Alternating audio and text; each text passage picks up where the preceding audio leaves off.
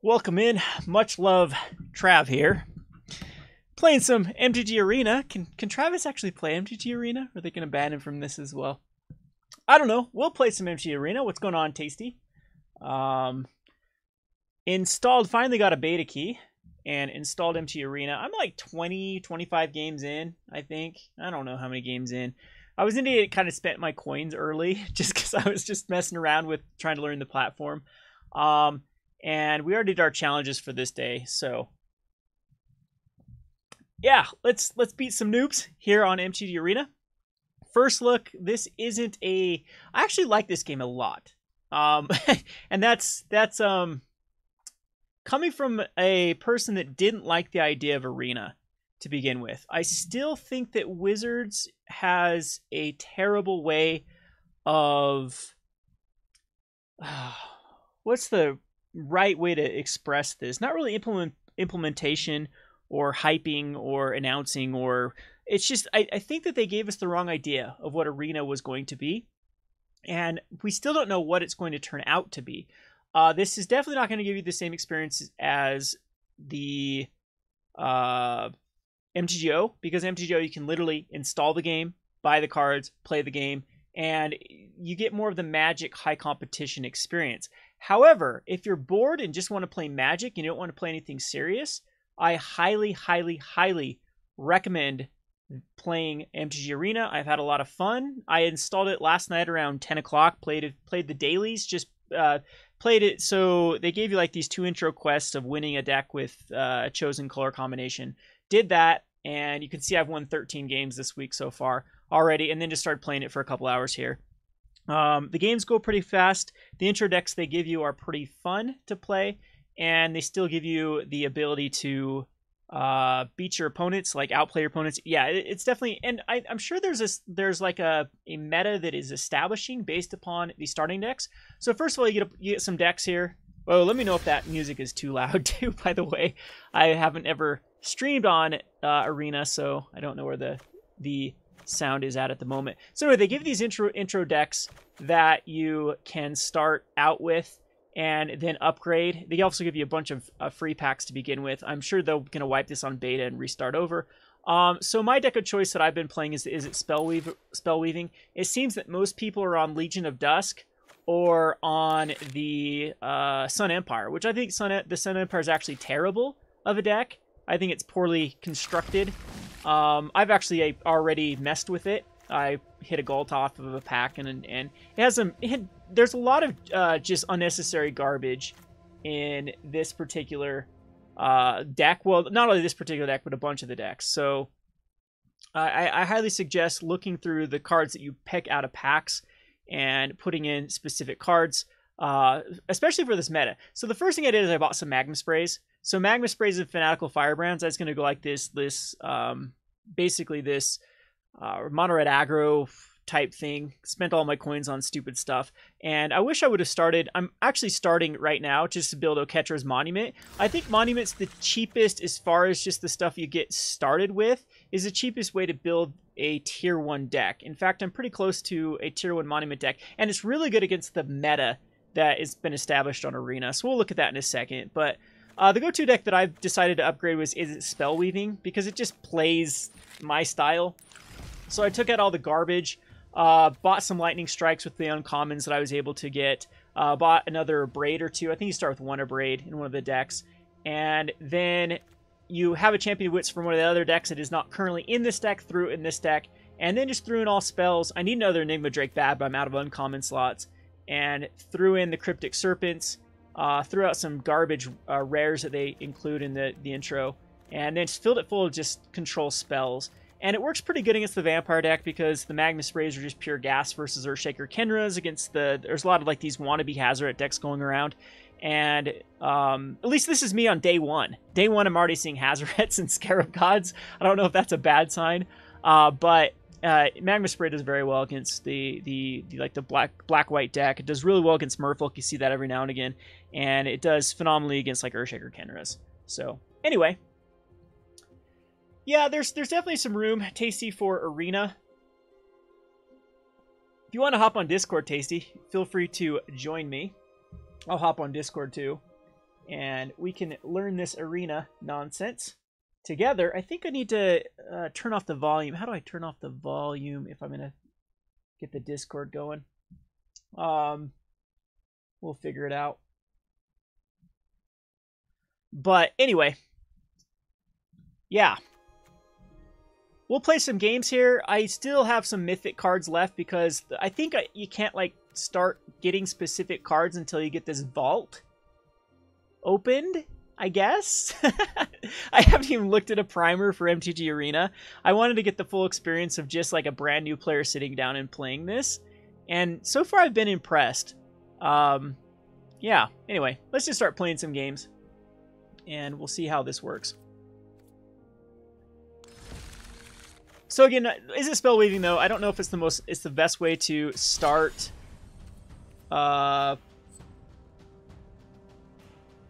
grinding out games, but it's worked pretty successfully for me.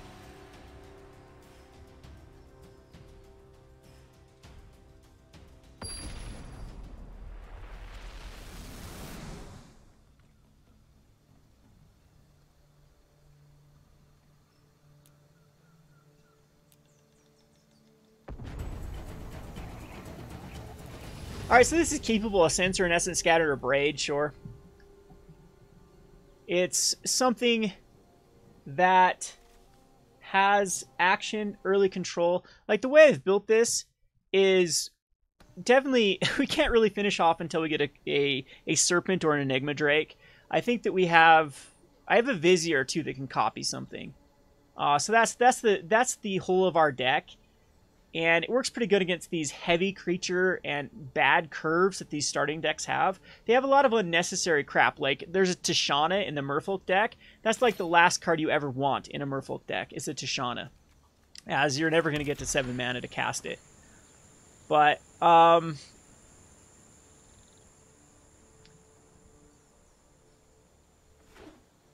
Strategic Planning's a great draw here, of course. We'll just throw it out. This wasn't in the original deck either.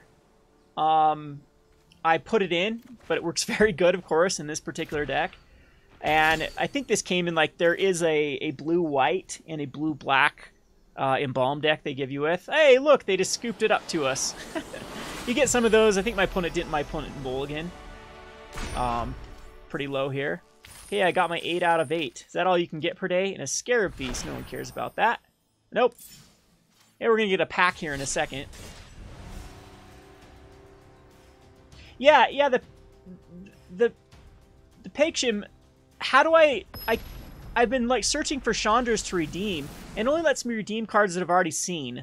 I don't know if there's a way to do so. Like, if I search Chandra and even cards I don't own, it won't even find it. So maybe I'm just a noob and not doing it. This is an okay hand, I guess. We have a Braid, we have the Mountains. And then we can cycle the Desert of the Fervent. We're a little bit heavier on the blue sources.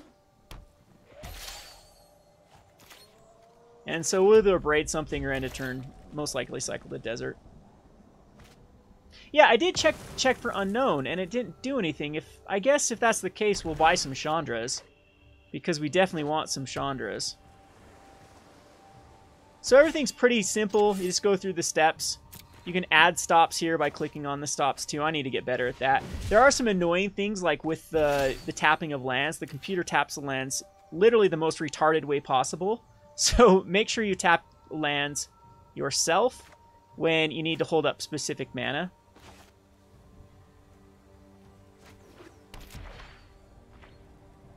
Okay, so Sama, I'm gonna look at this. I'm gonna look at this afterwards to see if we can buy a Chandra, because I definitely will buy a Chandra. I don't know if I want to go that, if I do want to get an Angel of Invention and just go the Oketra's Monument, because again, I think that's just the best way to do it. Let's go ahead and opt here. Whose turn am I on? I forgot. So we're going to put it on the bottom just because I want to hit more relevant cards. There we go. That's a good one. Yeah, it was my turn. Now I got to focus on where I'm at with trying to do chat and whatnot. Let's see. So my opponent's on the green-black Embalm deck. Again, they could have edited it. We'll go ahead and strategic planning. So here, I want to make sure that I tap not both blue sources, because it likes to do stupid stuff like that. And I don't think we need a Magma Spray. I mean, Champion of Wits it's okay with. I'd rather just hit another blue source. My deck is a bit mana hungry, so we'd like to hit drops. And then we can just end the turn. Let's go through it in case we want to like censor something if my opponent had a 4-drop at end of turn. So Air Elemental is a great censor target rather than Essence Scatter. And Air Elemental is a bad card to begin with. I think see, that's what you should edit your deck, because I believe they give you that Embalm card, the 5/3. You have to counter it or target it twice, which is just a strict upgrade to something like Air Elemental. But all right, so here I could just hard cast a Hieroglyphic Illumination and try to hit a land drop. I think I like that play, because then we can have Essence Scatter up. If we don't hit a land drop, yeah, there we go, perfect. So now we have Essence Scatter. I don't have to worry about too many things here. I have seen a Scarab God already. Like I said, I've only been playing this for a couple hours, and I've already seen Hazards and Scarab Gods, but see, there's a perfect Essence Scatter target. And I don't know, maybe if I'm grinding, I should try to pick a quicker deck to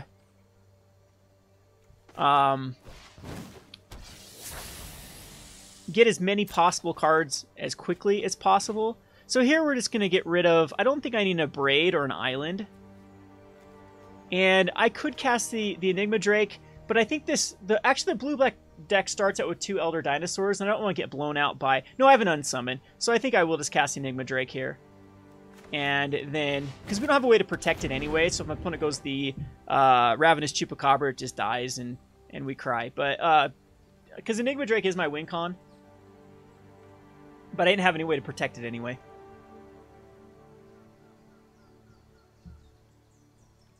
See, I don't know. A lot of the complaints that people have about Arena is the reason why I like it. If you want to play against your friends, if you want, and I called it. If you want to have specific cards, go play MTGO. MTG Arena is fun. Like, I love leagues. One of my very favorite things in Magic the Gathering is leagues. It's because everyone starts off with bad cards, and you have to, like, little by little, build your way up. So I don't think I Magma Spray the Ravenous Chupacabra. Let's see here. We're just gonna... I guess it's showing you what it's tapping. Yeah, that's fine. We want to tap 2 blue. So I'm just gonna hard cast this just so I can hit a land drop again. Yeah, so exactly. I like working up a collection. It feels like a new player again. And I haven't had that experience since I own a store too, where literally a new set can come out and I already have all the cards in a couple days, when we just have that normal economy of a game store of everyone trading in cards for cards they want. And I don't want that. No attackers. There we go. And so this is the only way I can get that feel of being like this brand new player, or a new player going with using bad cards, having to like budget, and and to me it's just like a beautiful experience that you don't... I'm gonna unsummon it. I think I need this. Yeah, it's fine.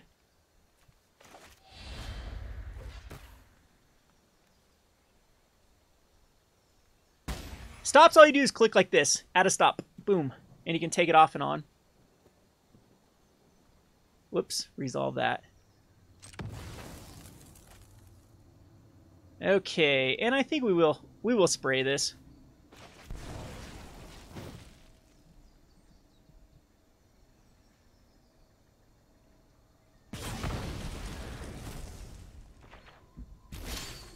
Alright, so I'm going to go champion again, just so it can bait out another Chupacabra. And again, we'll just get rid of lands. Moment of Craving. So, okay, it resolves. That's fine. And no decline to take action, otherwise we'd discard cards there. We could go Enigma Drake here, and I'd be leaving it open once again. I think that's fine. Let's establish a threat. If we quit Chupacabra, it gets Chupacabra'd. We have a champion in the graveyard.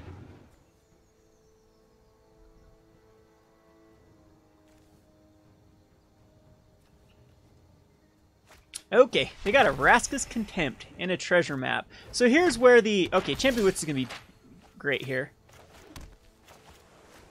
Because it resolves, we get the 4 cards, and I can throw away both the islands here, because now we don't need lands. We have the Cryptic Serpent. So even though we are pretty light on threats, we do have enough of them. Well, that's annoying. Got its value, though. We'll go Cryptic Serpent here. And then just pass the turn.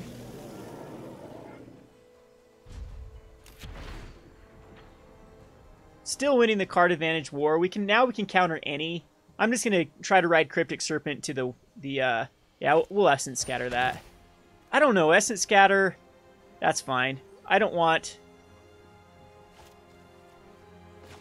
my opponent getting any more card advantage than.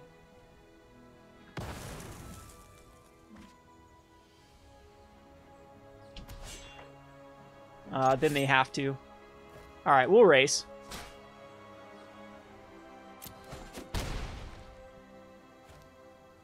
And do I want to Lightning Strike in a turn?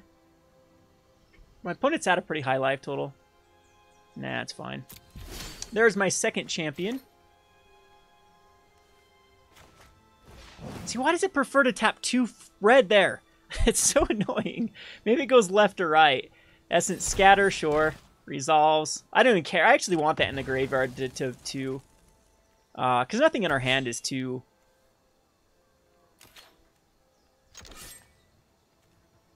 I mean, it's pretty relevant, so it's like we'd have to discard whatever we draw here at this point.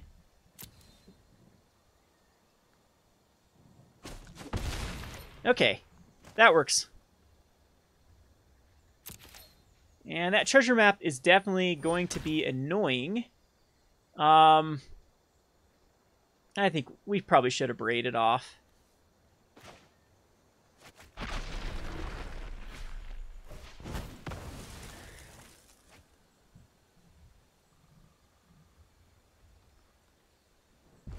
Yeah, see, I don't really care too much about the aesthetics of the booms and busts. I kind of find annoying, and a lot of them are really lame. But again, I'm older, so maybe the younger people, they think these, you know, booms and dinosaur raws and oh man, it's the Legion Conquistador. No, Legion, the one that gives all the ones +1/+1.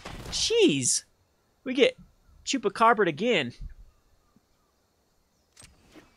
Whoops! I could have just Essence Scattered that. Why was I? I need to pay attention. I have an Essence Scatter sitting in hand. We'll go a champion here.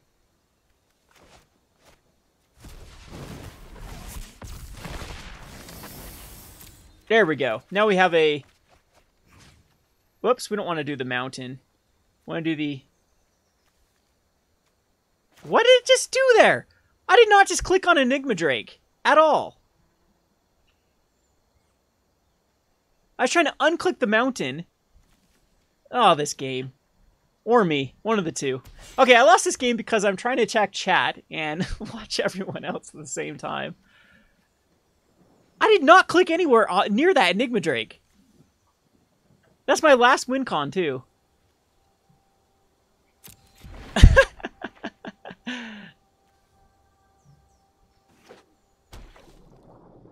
How do you undo in this stupid game? Anyone know how to undo? Because sometimes I've tapped lands, too, and I can't undo things.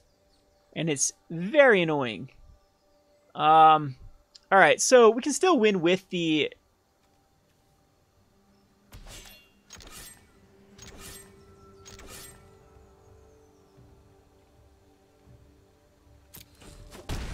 Let's see. I can go a Highland Lake. There's no more discard left in my deck. We have double Lightning Strike to the face. Take 4. Yeah, that's fine. We have a pull from tomorrow. We're actually still in okay shape. Z is undo. Okay, appreciate it. That one is...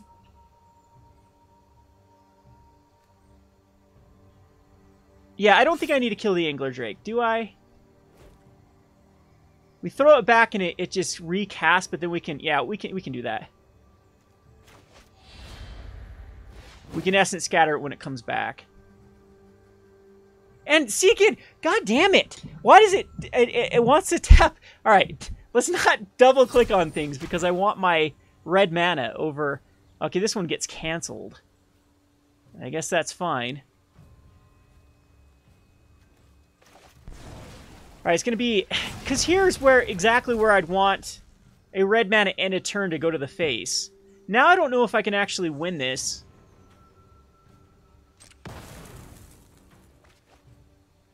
So, do they go left or right instead of trying to be efficient that I have... Ay, ay, ay.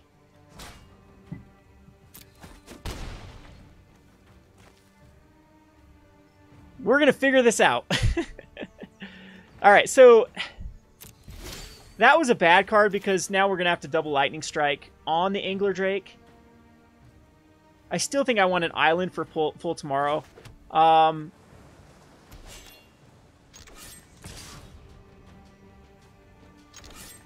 do I walk right into another cancel? Or do I just Lightning Strike it off right now? I think I do.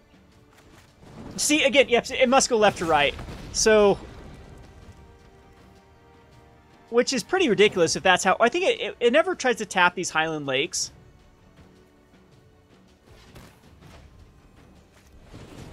Alright, so at least that's taken care of. And now we're still in pretty good shape because we have the Essence Scatter. So even with all my bumbling, I think that we're still ahead at this point. Because we can... Yeah, we can Essence Scatter the Nizal. Oh, can't be countered, Kevin. Wow, maybe I should read cards. Ay, ay, ay. Okay. I don't think there's anything now that we can cycle this away.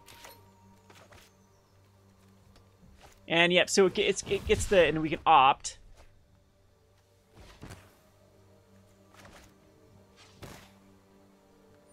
Even though it gives our opponent a card. Because I need to somehow to unsummon, put that on the bottom. And did that even put that on the bottom? Because we just get... Alright, I'm conceding. Alright, we'll go to another one. This time I'm gonna concentrate on the actual game rather than going back and forth. So I think lands go left and right. So we know that now. So we're not gonna get tapped out while having a Magma Spray open with no red mana because it decides to tap all 3 red mana rather than tapping a blue.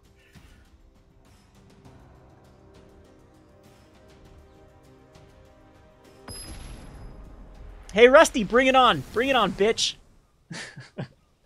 All the tryhards in chat.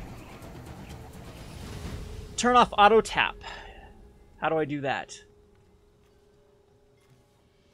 We have game. Auto tap. There we go. That is a good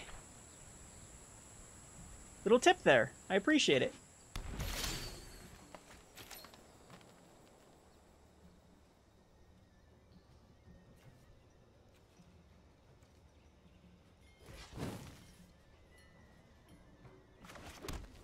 Did he just tap for mana? What? I didn't even click on that. God, what the? Okay. I'll have to see where I'm actually clicking here. It doesn't matter too much, the Highland Lake there. But, ay, ay, ay. Yeah, that doesn't matter. Okay, so we're going to opt. And we are going to put that on the bottom. That's on the bottom, right? So if I draw an island... Okay. So it is putting it the right way. Okay, so I think the Wild Growth Walker is something that we need to take care of. So I'm okay with just striking it off right now. It's the one way that they can get ahead with the Explorer and the Life. We are a damage-based deck. I do want to do Exactos to my opponents. So what I mean by that is like the Drakes, they want to be hitting for, what does this card even do? Discard a card. Oh, no one cares about this card. Do I care about unsummoning it? Yeah, let's go for it. Let's hit our tempo good. Because we do have the Serpent in hand. And this can reduce the cost. So we have reduced by 3. Yeah, we can actually cast it this turn. So we're going to go ahead and do so. All right, that auto tap off is much better.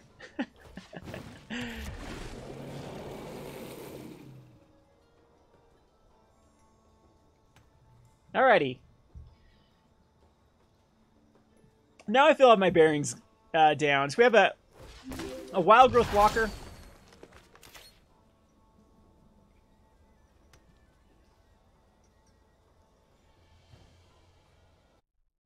Let me fix something here.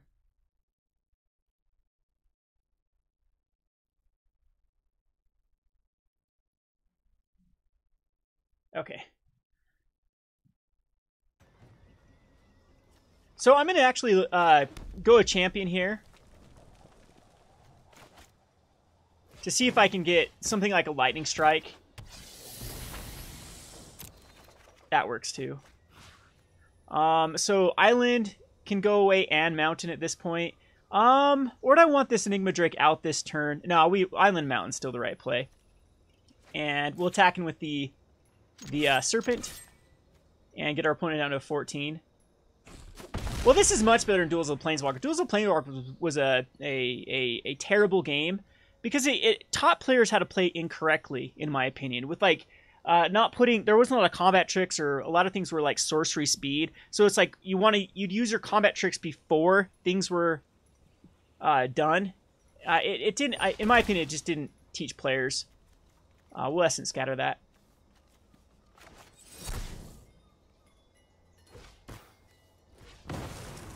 And at least Arena, the auto tapping is definitely annoying. Let's just go Vizier on a Crypt Serpent. I'd rather Vizier on an Enigma Drake, so we'll go Enigma Drake here. And then attacking with the Crypt Serpent. And this should be a wrap. My opponent got stuck on lands. The Enigma Drake's can be pretty tough for my opponent to come back from. And there we go. Alright. We're going to have less play mistakes. And we got our pack, so we can actually open a pack. And Windstrider does not help us. It's a pretty trash card. That's another card that came in the Merfolk deck that you want to cut as soon as possible. We can actually... I have to look at some of the other decks here. What do you want? I just want to watch. Oh, you just want to watch? He wants me to... Oh, yeah, because we're cracking a pack, so Zach runs in. How did I get this? Did I just get this thing? Oh, there we go. So this is a good, this is a damn good upgrade for. I think I need Legion of Conquistador for my deck actually, or did I buy 4 of them? No, because it would gray out if I bought 4. All right, so you guys are gonna help me learn how to actually buy cards here. An Azor the Lawbringer, I don't know, it's a pretty decent card actually. Legion Lieutenant. So this is what I'm having a problem with. So let's go to Monument. So how do I buy a card? See if I type in Angel, it does not find it. Finds an Angel of Sanctions.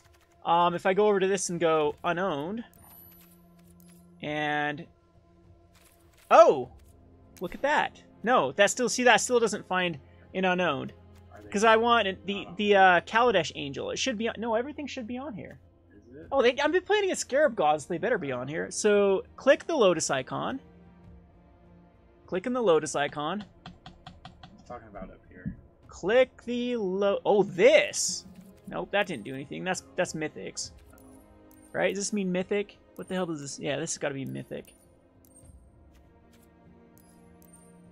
Kaladesh isn't in the game. Well, hell. Well, that puts a damper on things. So it goes out... So it's got from Amonkhet on. So I can't get a Chandra. That's my problem. I've been trying to buy a Chandra. What if we can go an Angel of Sanction? That's actually a good little buy. So, like, identifying the decks here that people start out with, it seems like the Oketra's Monument does not have a bad matchup versus any of these. They all seem to be very creature-oriented, creature-based. Scarab God, going like a Scarab God deck could also work. I already have 2 champions. And, of course, like, just a champion, and I need Hostage Takers at that point, I think, too. You could build a pretty decent... So, non-Kaladesh. See, Oketra's Monument still does look like it'd be an insanely good deck in this particular meta. Yeah, we could go more of the Regal Caracals. This is more like a vampire list here. But I had to include a lot of filler. Cartouches probably still want to be in this. So we don't have to worry about Fumigate, do we? At all. It's not bad. So I'm thinking for grinding purpose, though, you do want to find a fast deck. So Hazard Aggro still is pretty much intact, even without Beaumont Courier and... Yeah, maybe we actually do want to just go more on Hazaret. This is the other route that I thought going with the aggro. Other than I'm seeing a lot of black-white, and black-white vampires tends to do quite well against like a mono-red aggro deck. But Magma Sprays are definitely a trump card for that. So something like four Magma Sprays, 3 Abrades, 4 Lightning Strikes. It'll probably go down on the Abrades. Abrades actually doesn't even seem like it's necessary in this particular meta. There's not a lot of things to actually kill here, though. Charging Monster Store is a great top end. Captain Luminary Storm's fine. The On-Crop Crasher would be something you'd go heavy into. Urshiker Kenra. Yeah, this does seem like it could definitely get the job done if you're trying to just grind out games as quick as possible. Yeah, I don't think... I'm just going to save my stuff for right now. My mythics until we figure out where we want to be. I think Scarab God is still probably really broken in this particular meta without Kaladesh. I mean, what other premier... I think this is a mistake to really be playing the... It seems like all the opponents I've been playing against, the Sun Empire definitely seems like the weak deck. I haven't even run up against people playing like the Brazen Coalition, or a lot of people are on Dimir Manipulation. It also seems to be like a pretty weak deck. Boros Assault looked like garbage when I looked at it. It had a lot of weird filler. Like a lot of these I've already upgraded. Have I done this one? Yeah, like Puncturing Blow? Why the hell? I guess it kills Scarab Gods. I guess that's not a bad answer to Scarab God, to be honest. A Puncturing Blow. Like Angel of Condemnation in this? Why the hell? So you can like flicker back your Combat Celebrant. The blue God Pharaoh's Gift deck for sure could be played. The Combat Celebrant God Pharaoh's Gift. Anyway. We'll play some more with our Is It Spell Weaving. This deck just seems to have the most action versus the majority. It does really well against Merfolk. Does really well against dinosaurs. Alrighty. We'll definitely keep this.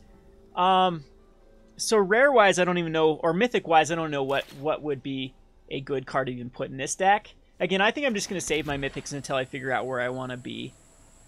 Just a blue-black control deck actually does seem to be insanely broken in this particular. So I think we're going to... I don't know if I actually want to go... No, we want Censor up in case we want to counter a turn 2 play.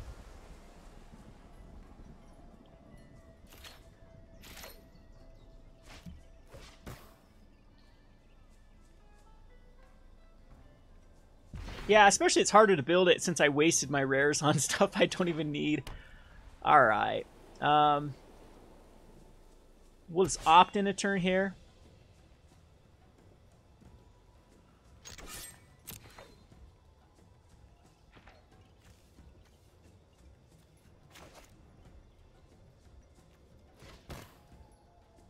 And we don't need it. We'll draw it anyway. Alrighty, so yeah, I think I'm going to cycle the Hieroglyphic as well. Now, take out the auto tap is annoying though. Maybe I should keep it on when I, just for time's sake, and then just hopefully try to remember to tap correctly when I need to tap correctly. So the white, I'm not a big fan of the white, blue, and Balm deck. I think it's all over the place as well. This is where we can definitely put the Highland Lakes. So I wonder if it gives ally colors a bit of a buff here, having like the good mana.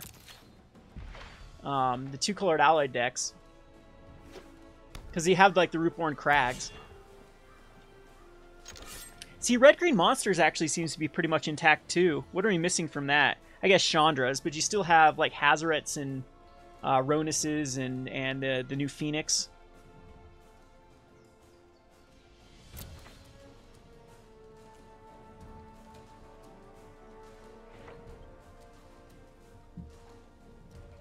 Yeah, but mono white anointed processions, yeah, that doesn't seem too bad. You start out with pretty decent caracals, and we're just gonna cycle.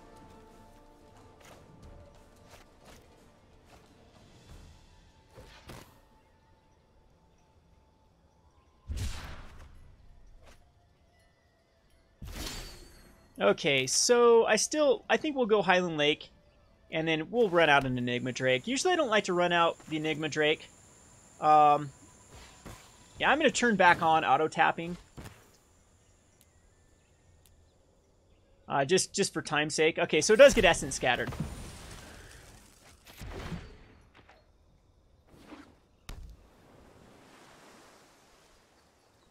Two Mythics a month, huh? Well, I guess I'm getting Scarab Gods and going black-blue then. Alright. So, still think I want the more... Let's go an Opt here, and see what we run into with an Opt. Supreme Will's fine on top. We'll draw it, because it can dig us to where we want to go. And then now we can either counter something in our opponent's turn, or we can dig.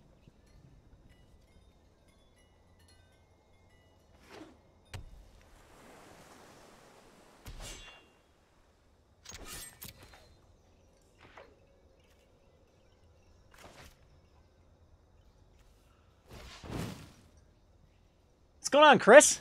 I'm trying out Arena. You missed my big screwing up, trying to learn these controls and clicking places I shouldn't have clicked, which it doesn't give a lot of stops like MTG Joe. Do you want to do this? Supreme Will, Supreme Will. So I'm definitely okay with that. So my opponent would rather not have me dig rather than them not digging. And I'm absolutely okay with that because it allows me to have an open turn. If I would have drawn into something, I could resolve a bomb at that point. So, I'm not a fan of my opponent's play there, but that's fine.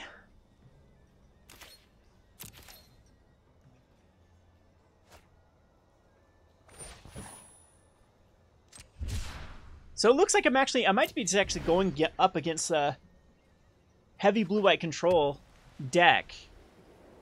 So I do have to worry about what? The Settle the Wreckage?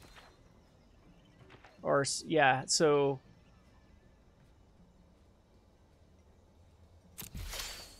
do I want to keep...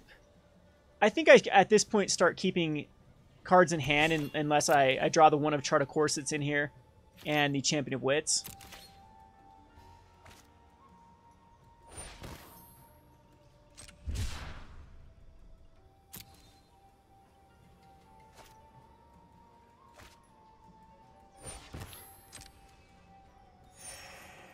So I'm just playing against a cycling deck. So someone's actually... possibly. Spent the money to get the... No, because they need another color to go all in on the cycling. But I feel like this is going to be a long game against blue-white control. I'll play the Highland Lake. Pass the turn.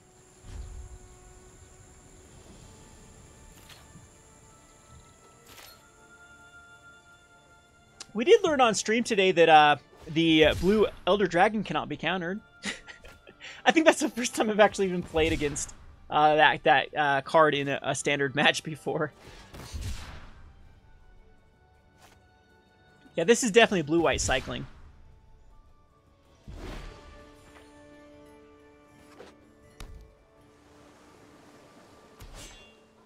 So this is probably going to be very tough for me to actually finish this off. Because even a card like the Serpent is most likely just going to be Essence Scattered here. I don't even know if I run it out. I think I do.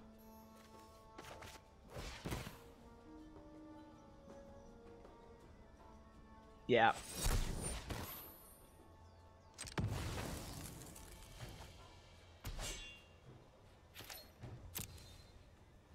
So the good news is Champion Wits is going to be pretty decent.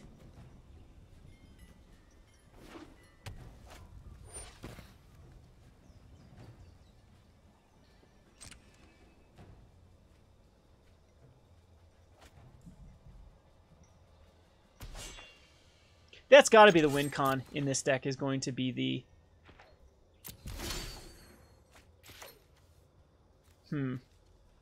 Yeah, I'll run it out again. There's no point to having my opponent get a pull from tomorrow with more mana.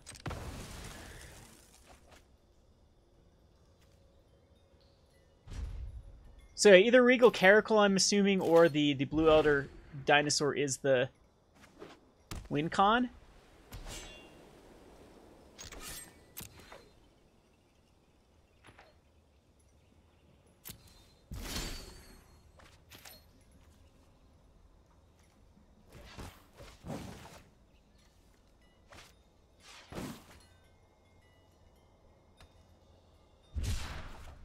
I'll play an island. I think we only need to keep two cards in hand.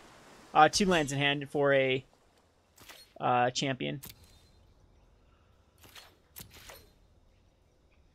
Another cast out. So my opponent is cycling away the answers and has used 2 essence scatters. 3 essence scatters. Okay. And there's two cast outs gone.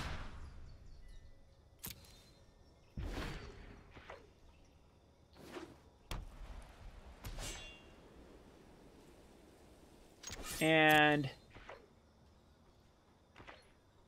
throw another island just for a big pull from tomorrow if we draw into it. But we are flooding out as well.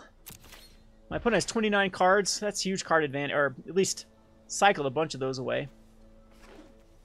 Approach the Second Suns. That's what the deck is. Womp womp. I guess that deck still exists.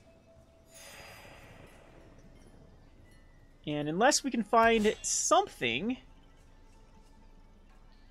to dig us out of this, we are dead. Gale Strike is not going to do it.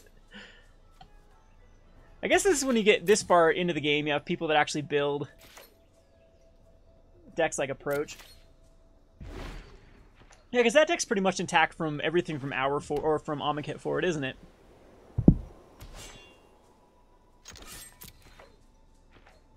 And that's not going to work. Haven't found a champion yet.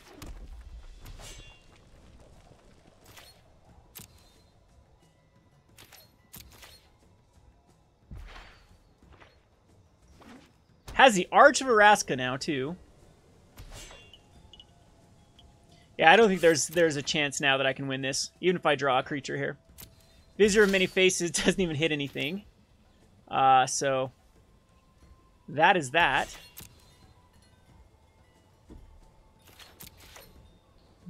Yeah, 1-game matches with the Approach and then without any ways to have main board ways to really interact with it. That seems like a pretty good deck.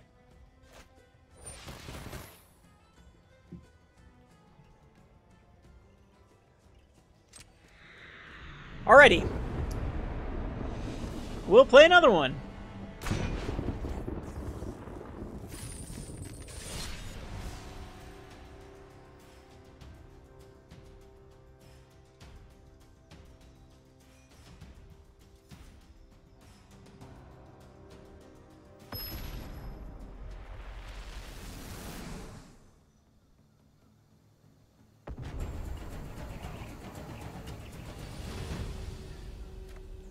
Definitely will keep a hand, even though it has a lot of lands in it with a Champion of Wits. So it's a Fanatical Firebrand. We have a solo hand versus a red aggro deck for sure. What? There's not a ban list in this? I can play... Isn't that what this is? Round Up Runes is legal. Nice. This is where we need a Magma Spray rather than a Braid.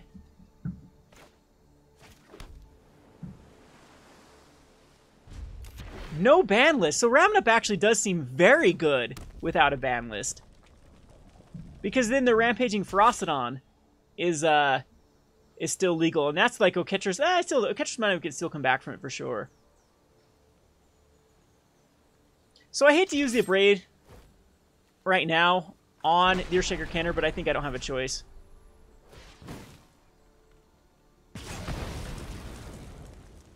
We had a champion that comes out this turn. Riggy, does that have Menace? No, First Strike. Okay, so First Strike. I still don't think I go for the Enigma Drake. Nah, we'll go Champion. And throw away 2 islands, most likely.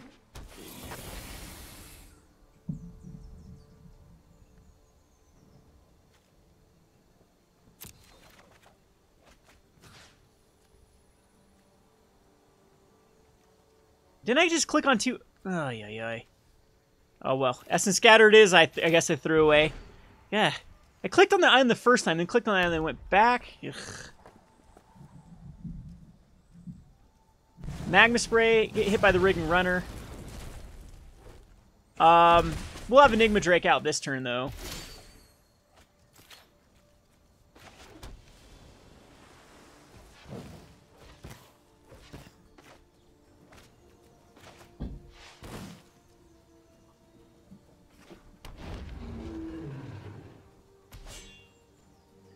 And I don't believe I attack at all here due to a Lightning Strike with either... Well, I think that my opponent would sack the Fanatical Firebrand and Lightning Strike.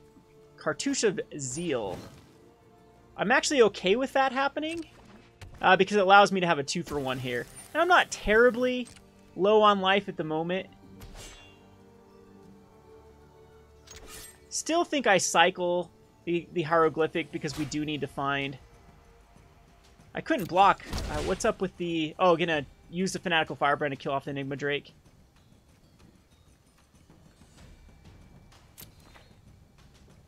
Is that what's going on?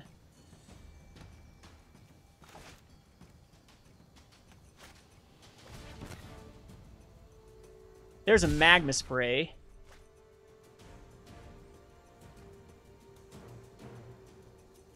Yep, okay.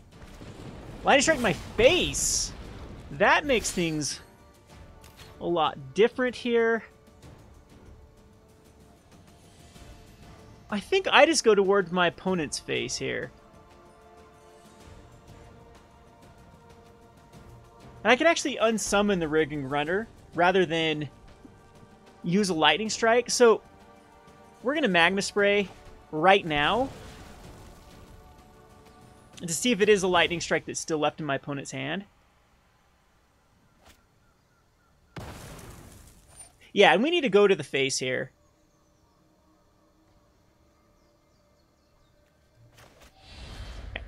Alright. So, let's do the math here. What can my opponent draw into? No, we need to keep the Lightning Strike back.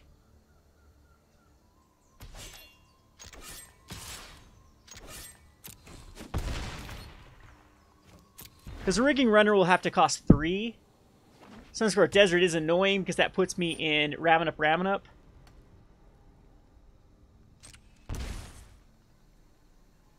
So we tagged have been a 13. No, it wouldn't have mattered, the damage.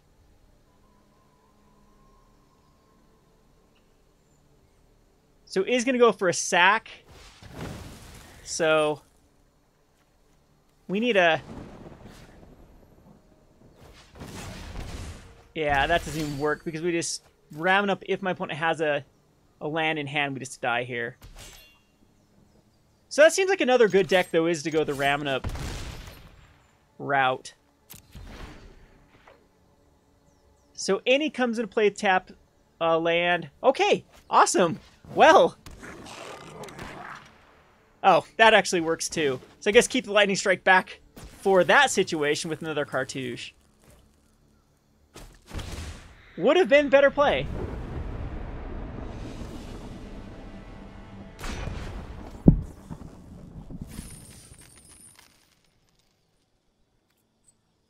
Okay.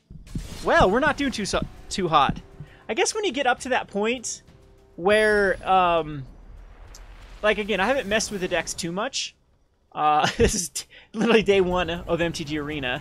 You might start playing against people that actually, like, have put some time into these decks. That one didn't seem like that fine-tuned. But it was still, I mean, in the makings of, like, a Rabbit. That was my first initial thought, too, was to go Rabbit up, just for fast games, too. Like, to grind out cards as quickly as possible. See, I was seeing a ton of black-white decks at the first. Just, like, almost every matchup with these was either Merfolk or black-white, or a lot of the dinosaurs as well. But, of course, dinosaurs is going to be those more new players. Nope, don't think we do anything. No, don't have anything to do.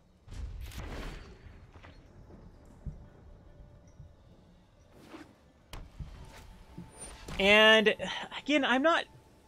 Yeah, Essence Scatter's fine here. I don't think I'd use my mana. We want to use our mana and keep up our Lightning Strikes and Abrades for something.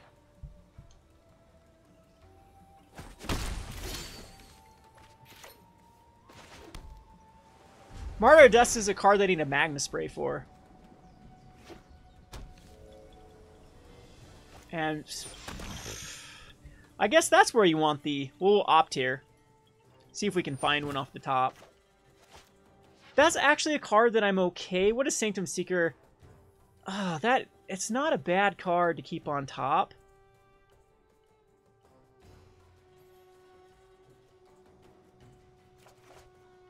And I'm just going to cycle this.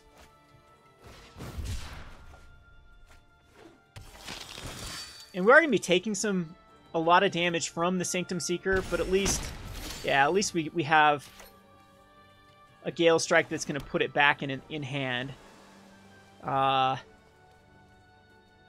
Geez, feel behind here as well. Vanquisher's Banner. That's also annoying because now it's going to give it back. I think I have to Supreme Will that. Which is not where I want to be, though. Because I'm taking a huge chunk of damage here.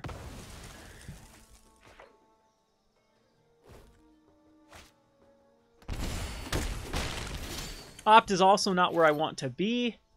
I do want to opt, though. That allows me to do two things. But I don't even think I want to be... No, we'll still put it on the bottom. Enigma Drake's also... I think I play the Desert of the Mindful here.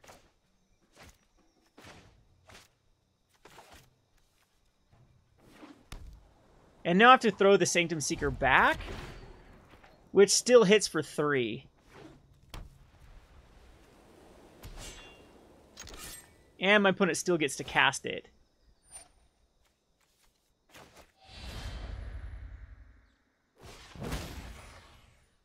Yeah, that's not working out good for us here, because then we just die to...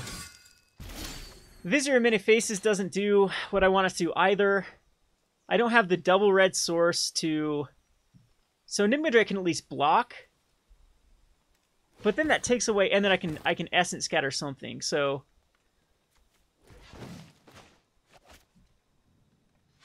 But still does not put me in any decent position here.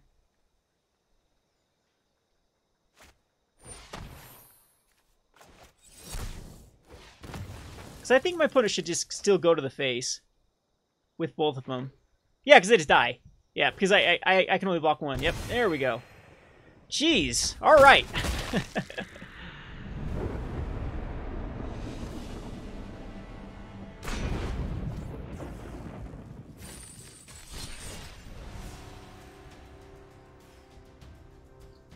Chris, Legendary Mana, I don't think the aesthetics are okay. I don't think it's anything special for a digital game in this day and age. It still seems very like 2005-ish to me. It's not nearly where it could be in, you know, this day. Look at like things that there's edges on cards that aren't crisp. The logos and icons just don't look, they look very dated to me, if that makes sense.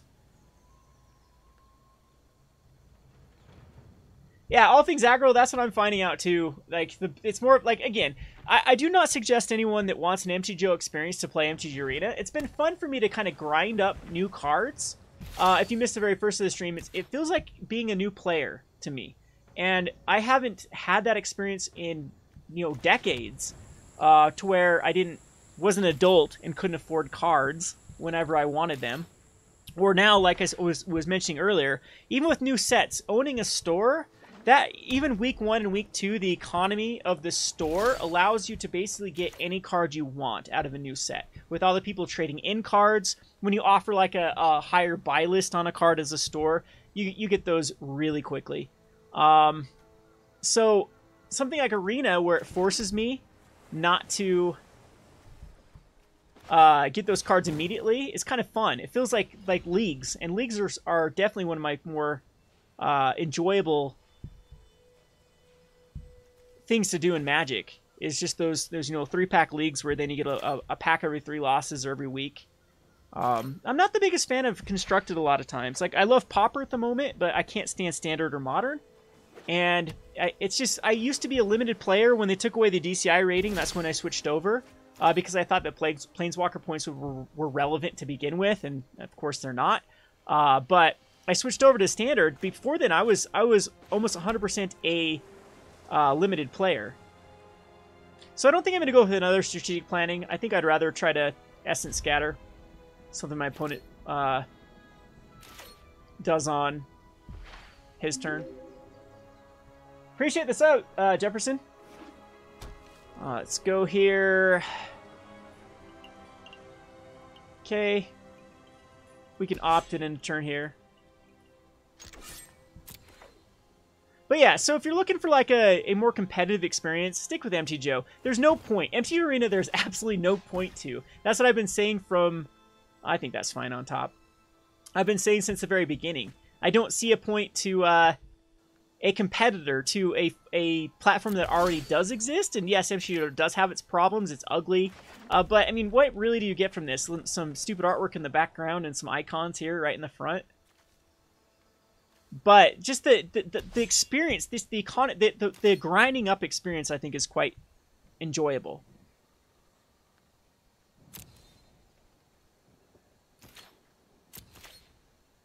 F Pauper, Brian.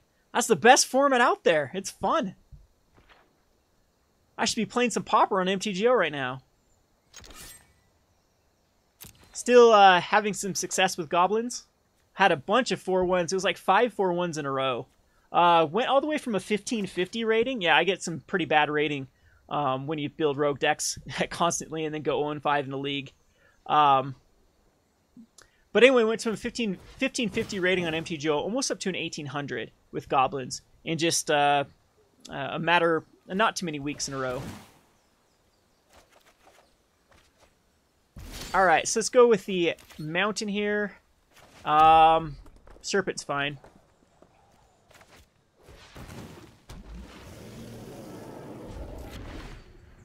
I have not played Tortured Existence forever.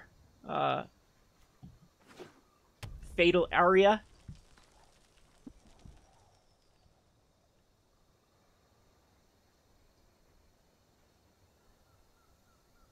I mean, the thing is, Arena does have a purpose.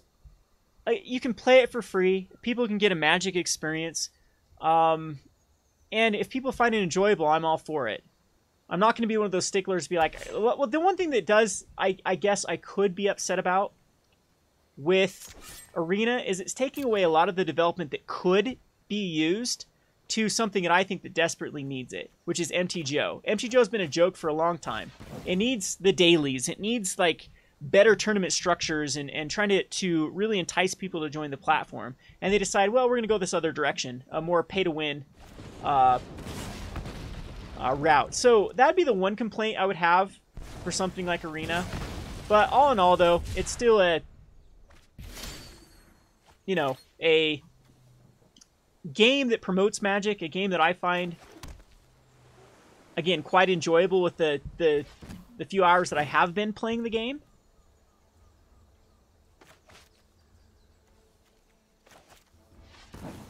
I guess we'll take a Magma Spray.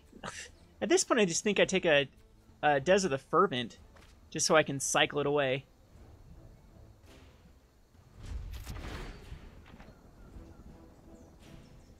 What are you playing, Rax? On MTGO? What's your go-to popper deck? Your deck looks bad, Casey.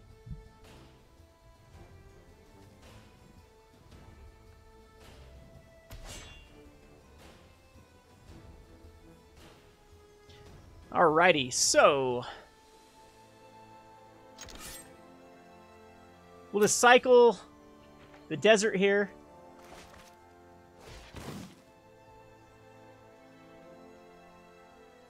And I need to get an Archer Raska. Does it come with one? And yeah, we'll just go to our turn here. I still don't even know what my opponent is. I'm just going to main phase opt here. Still don't even want to braid at this point. I have no clue what my opponent is up to with their deck.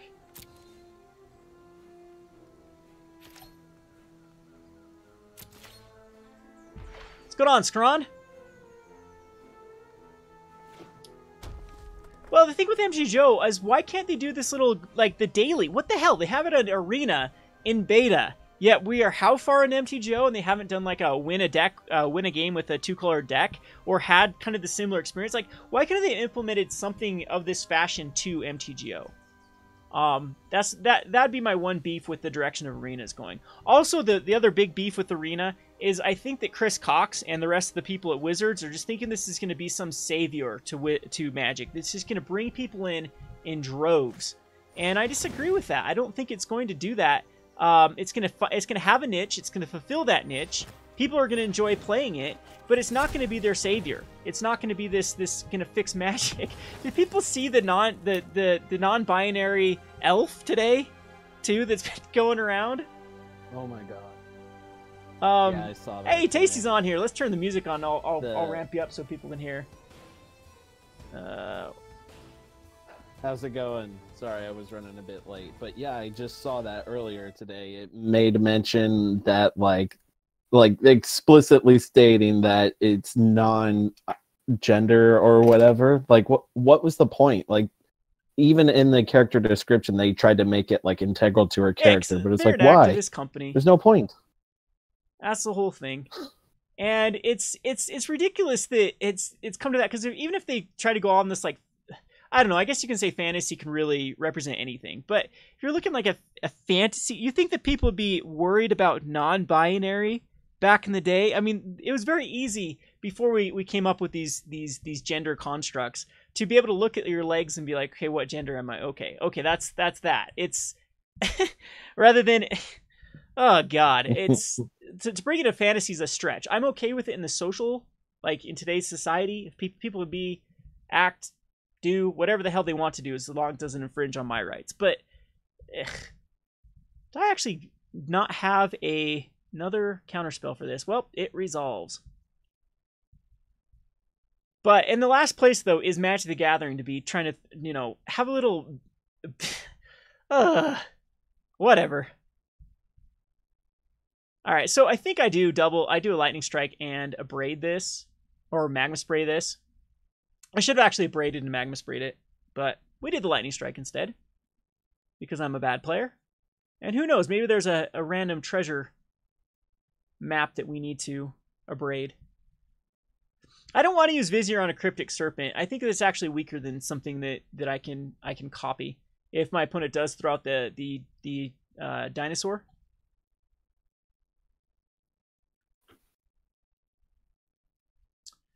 All right, so I think we're just going to chart a course here. We have another dead Magma Spray that I'm not worried about. Or just a Highland Lake or a mountain.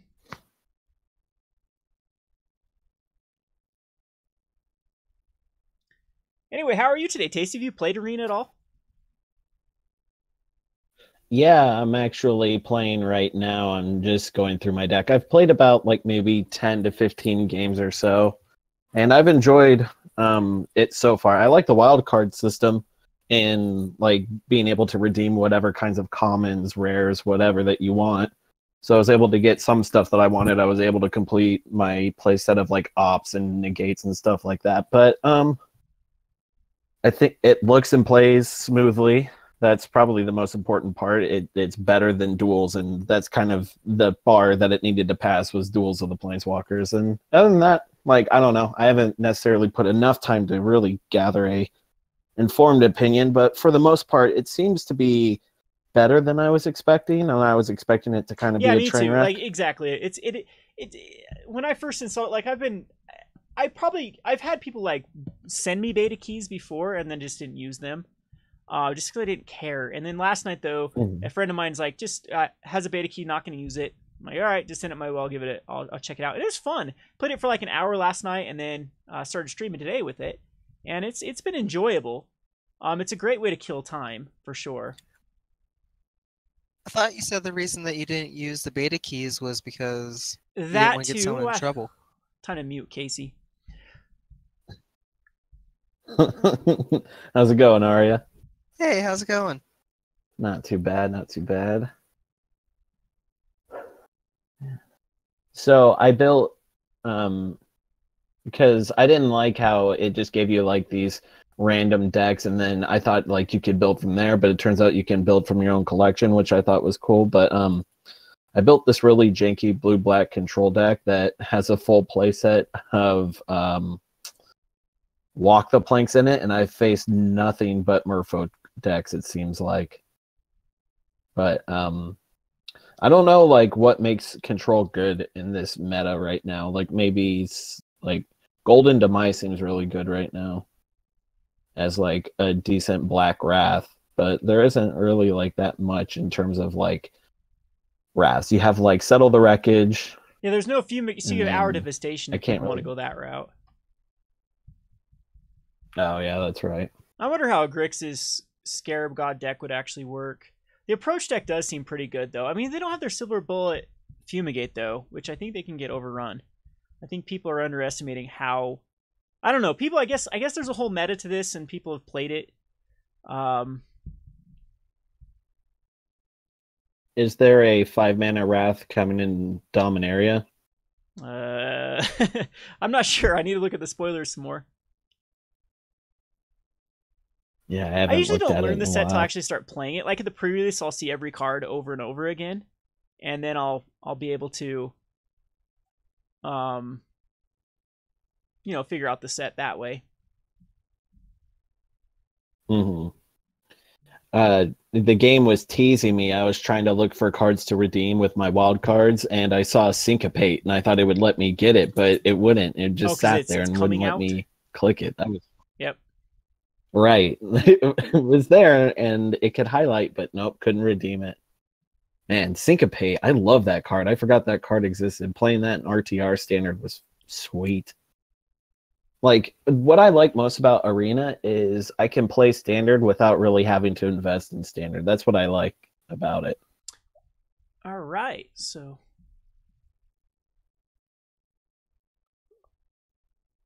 Have you played it all, Arya?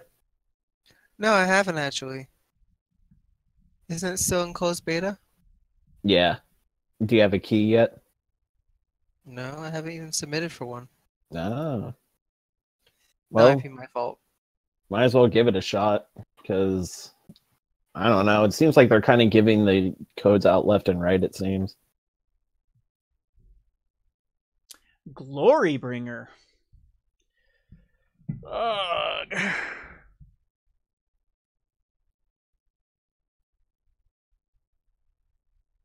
Well, that's one way to lose quickly.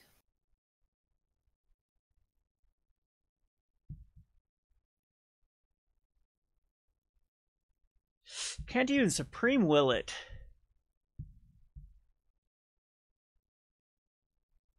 Well then.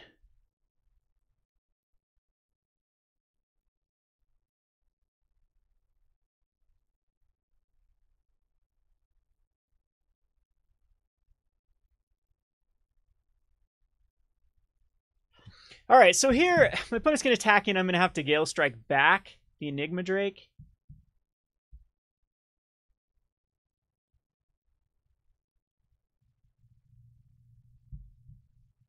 That's fine. It will kill.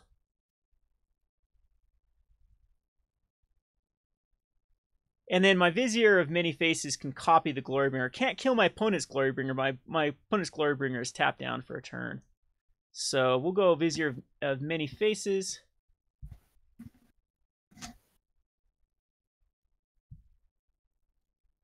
Copy the Glorybringer.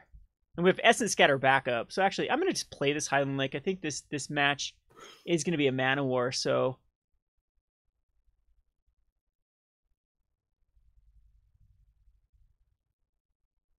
All right. Then it being a pretty decent play. Pretty decent turn for us. Opponent still has a lot of cards in hand. And does have the City Blessing. Why can't you see that Enigma Drake flipped over? Yes, it's revealed. I turned it back in the hand, so it reveals it over. For information, yeah, it's actually pretty nifty. They still haven't fixed Gataxian really Probe on MTGO. Yeah. To tell you what they've I think I need an Essence Scatter Vizier. Yeah, it's fine.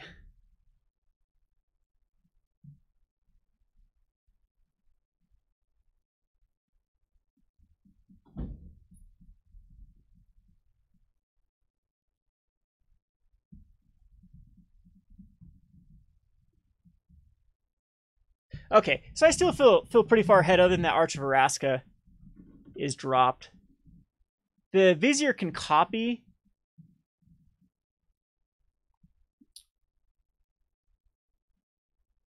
Yeah, that's what I was expecting. And I don't know if I care here. Yeah, Supreme Will doesn't do anything at the moment. I think I would like to loot. Or not loot, but just Supreme Will to look at the top.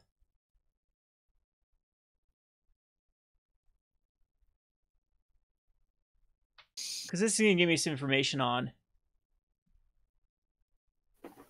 where... Alright, so... We don't want Enigma Drake because it doesn't really do much. I think the Champion's actually pretty good here.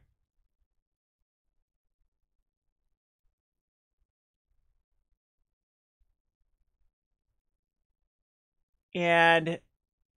Oh, I should have just taken a Lightning Strike. That would just win a win if I would have done the Lightning Strike. So let's see if my opponent attacks with both of them. Because now that might actually need to change.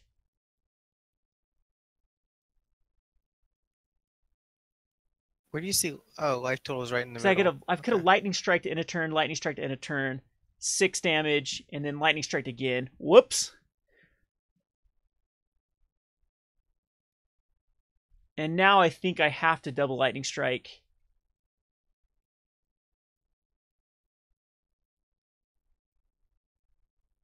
My opponent's stuff. Well, that makes life easy. Because now I don't need to.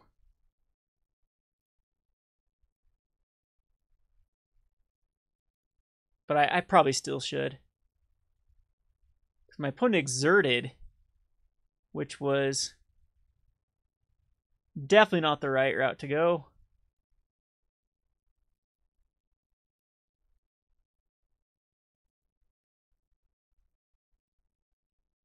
I could get Supreme Willed here, but that means an Enigma Drake's not coming out. Nope, okay, so that Glorybringer's taken care of. I've only taken 4. And my opponent exerted a card. Glorybringer says non-dragon for people that have ever read Glorybringer. So you cannot exert to kill another Glorybringer. And so Enigma Drake is it forces me to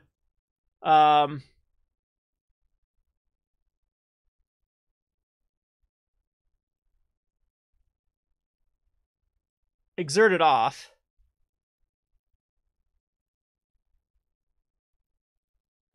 So combat.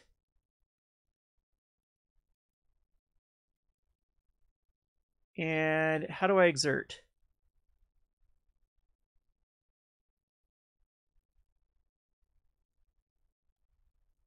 Did it exert? I clicked on something here. Exert. All right.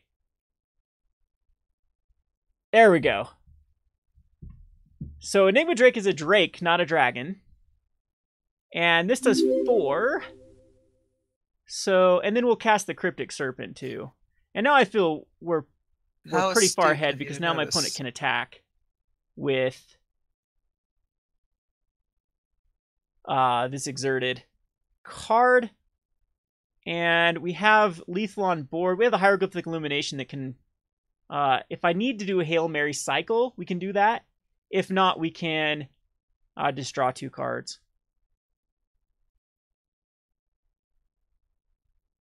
But yeah.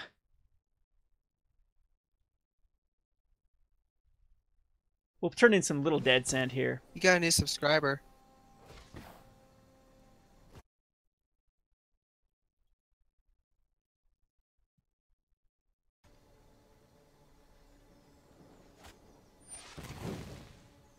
Okay. That's fine.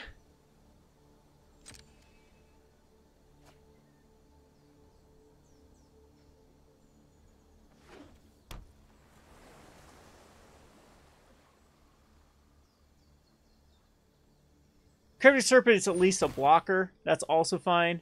And we have 2 that's going to go through and force the Cryptic Serpent to block,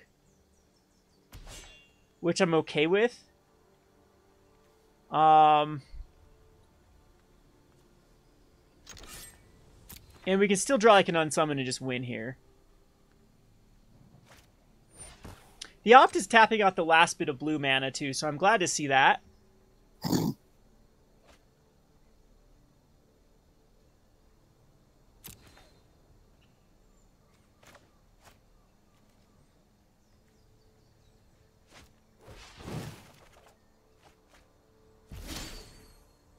Okay, so Desert of the Mindful is pretty... Yes, I can hear you. Hey, yes, did you mute annoying. Casey? So I muted Casey. I'm pretty well aware of things that happen on my stream. I don't need people to like play-by-play everything that happens. All right, so we're going to go to attacks here. I don't know if... I could pull for tomorrow to find an unsummon. How many unsummons have I used? I know I have another one in my deck. And I think we go for the... yeah, so I'm going to leave 1 blue mana open. Well, what's another out? Nope, there isn't really another out besides. So we'll leave 1 blue mana open. Tap all of... I do have another unsummon, though, that is a 2 mana spell, I believe. So I don't know if I go for that one. Yeah, let's just go for a pull from tomorrow for 4.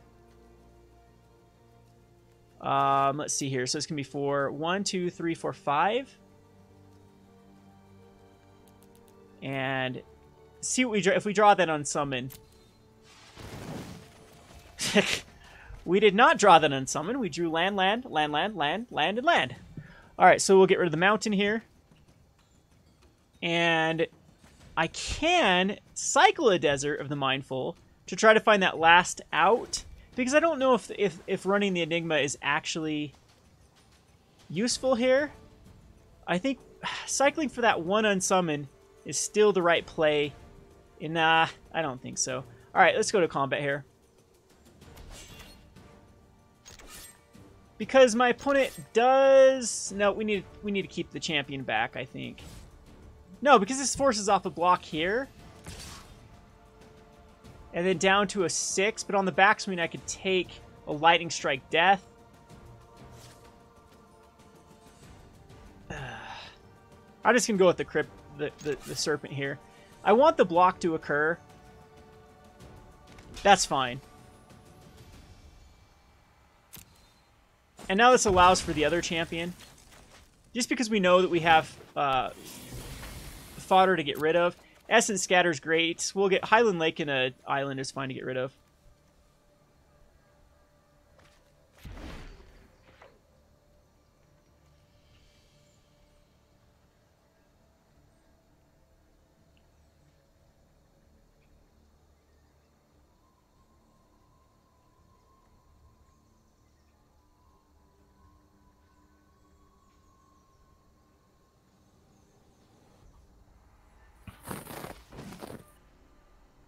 So, Tasty, how long have you been playing Arena for? Just over the past weekend, actually. I've had access to my beta key for a while, but I finally decided to pull the trigger. I'm playing right now, actually. I took the blue-red spells deck and splash black for, like, hostage takers and scarab gods and moments of I guess creating. the mana's not terrible. With at that point, you can use both Drown Catacombs and Dragon Skull Summits, and then go heavy on the swamps.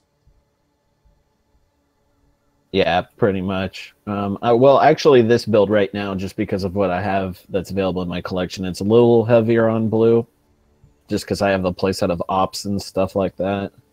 But yeah, especially since Dominaria, we're going to get stuff like Sulphur Falls, which will also help out the enemy tap the lands will help out significantly. One exert. So stopping from lethal here, and then putting me down to a 4.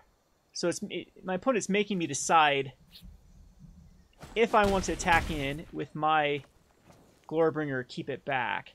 The Unsummon is going to be really strong here. Of course, my opponent exerted the wrong one, the weaker of the two, to exert. So the Unsummon allows me to go ahead and attack in with both. I could actually try to cycle, or even, well, let's go ahead and cycle the Desert of the Mindful, because we might sub into Lightning Strike that just wins the game here, because that's 9 damage.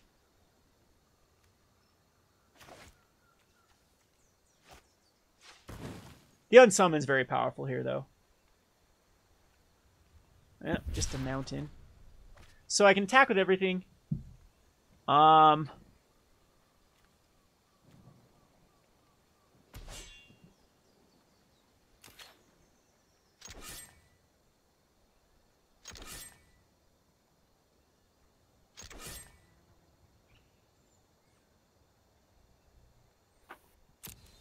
And I don't think there's a point to...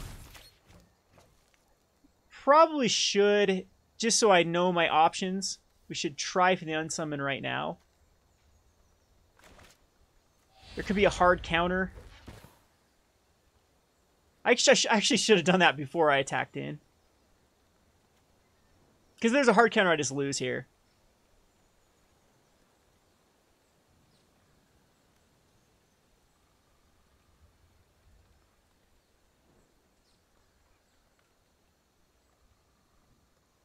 Yeah, so I just lose here.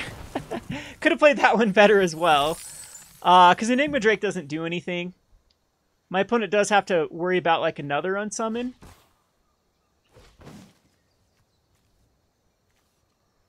But I don't think my opponent's going to go for that. So I should have kept back the Vizier of Many Faces and then...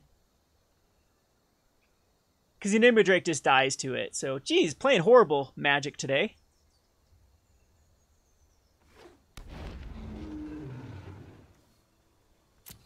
Six cards left in the deck, though. How many Lightning Strikes did we go through?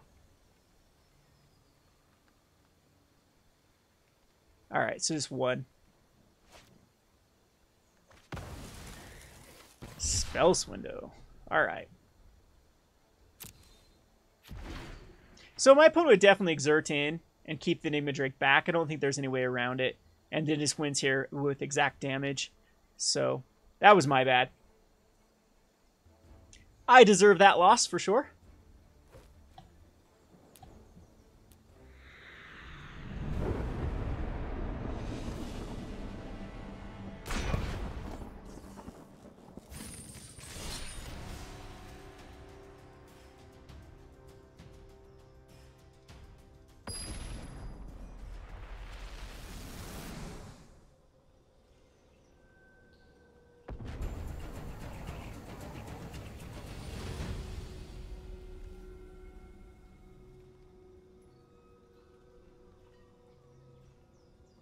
Is there any way to change these avatars too?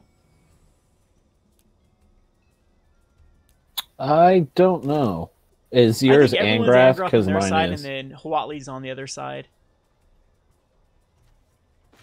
That's annoying. Hopefully they'll update that to like other planeswalkers and shit. Like maybe legendary creatures too. That'd be sweet.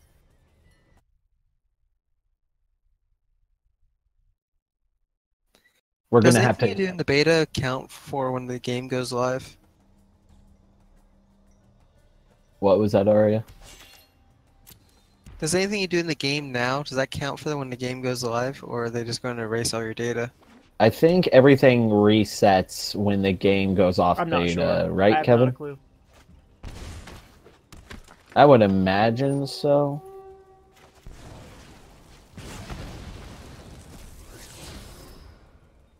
I heard that maybe you got to keep your coins, or just so everything. Chris is saying everything resets. Okay, so now I don't feel bad then about wasting all my. Right, you can just. I think like you can dump all of your money into it, and you'll get like a 100% return. So like, there's like, yeah, no reason to not just kind of go nuts. It seems.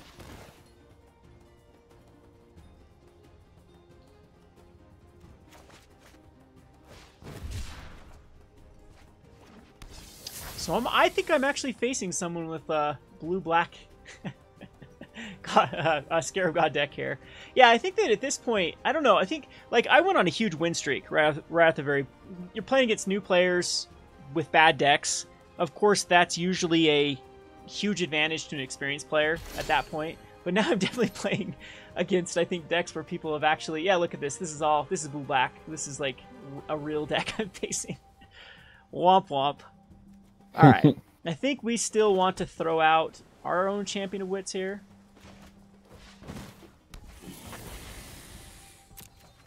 At least he has a braid to go with his Gale Strike. I'm actually going to get rid of both my braids here. I think they're bad in this matchup. Wait, am I muted now?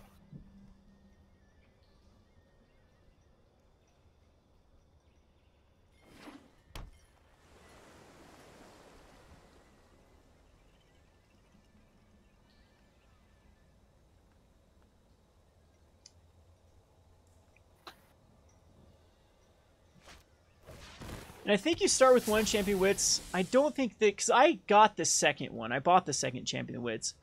Well, how well does old school blue-white Godfarrow's Gift? That seems pretty busted in the meta right now, too. And not that hard since they give you an angel, starting out with an angel of...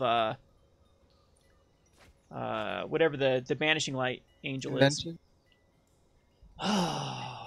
Do I want to make this trade? I think I do.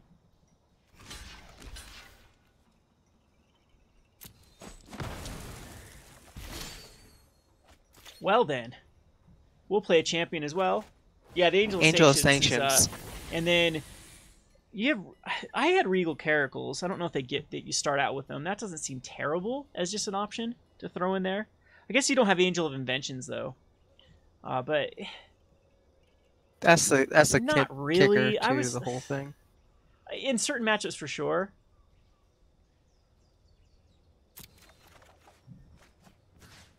Alright, so here we need to keep Essence Scatter because it's going to be very pivotal versus Scarab God. I think we can get rid of one of these Highland Lake. I wanted the other one though. So an Unsummon is actually pretty decent too versus this deck. But Gale Strike is yeah, Gale Strike's probably the card to get rid of.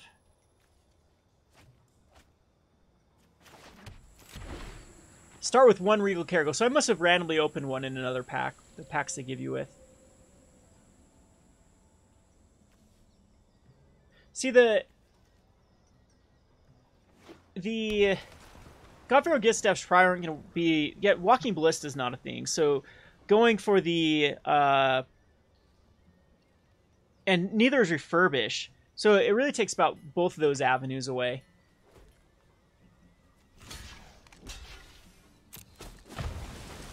So here, if my opponent Scarab Gods, I'm okay with it. I can unsummon then Essence Scatter. Just a Prosperous Pirates.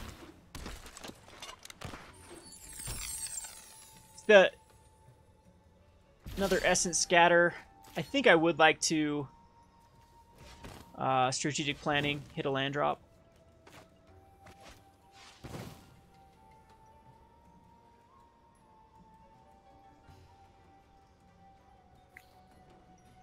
What you think of Blue-Red Getting muted Pirates? again. Um, we'll take. Let's see. We have this deck definitely is more blue hungry, so we'll take the blue source. So we have.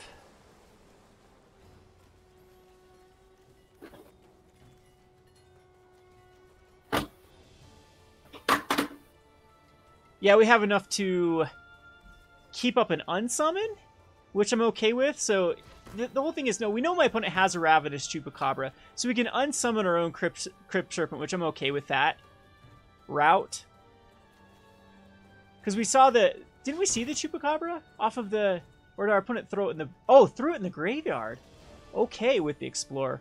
Maybe it was didn't have the double black at the time.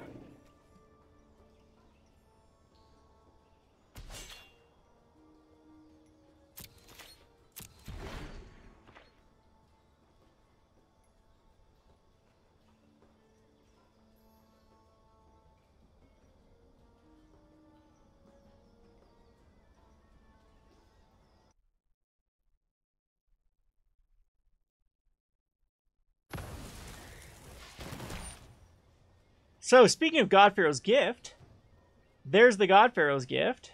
This is going to be tough to... Because this gets back the Chupacabra. Now I'm kicking myself for getting rid of the Abrades.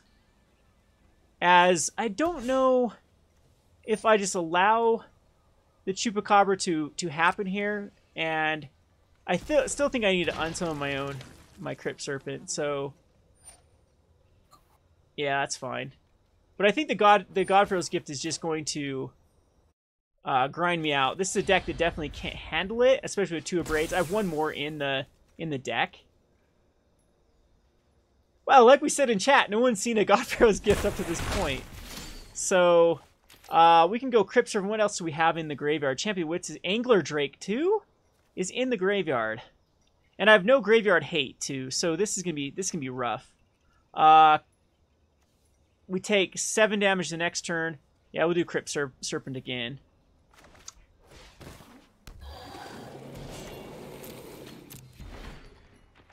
Oh my god. Fucking playing against red-green dinosaurs and my opponent using a Tali to cast Golden Demise off the top of my library and just wreck me. So Vizier of Many Faces is going to...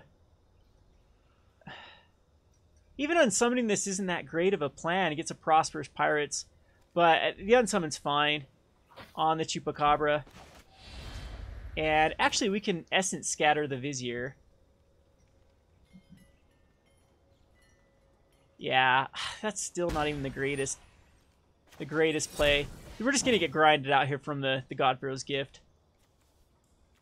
And it makes sense this is a God Pharaoh's. I thought it was a Scarab God deck for sure, but yeah, God Pharaoh's makes sense too with the Champion of Wits and the early Seeker. Seems like a pretty good deck to build in these one-game matchups as well, because God Pharaoh's gives us something that's hated off.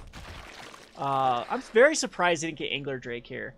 Angler Drake just seemed like a much better play, in my opinion, than going for a Champion. I understand Champion can put more stuff in the graveyard, and again, there's very few ways that actually come back from this. But Angler Drake just puts a 4/4 into play. This way we can actually just get rid of and go to 3 rather than taking 7 damage here. We're only taking 3. Allows for like an Enigma Drake to come out. Ah, there we go. It doesn't work. Supernatural Standard doesn't return it though, so I'm definitely okay with that play. And we have another Crypt Serpent we can play. However, I'd like to get up to the Champions of my own.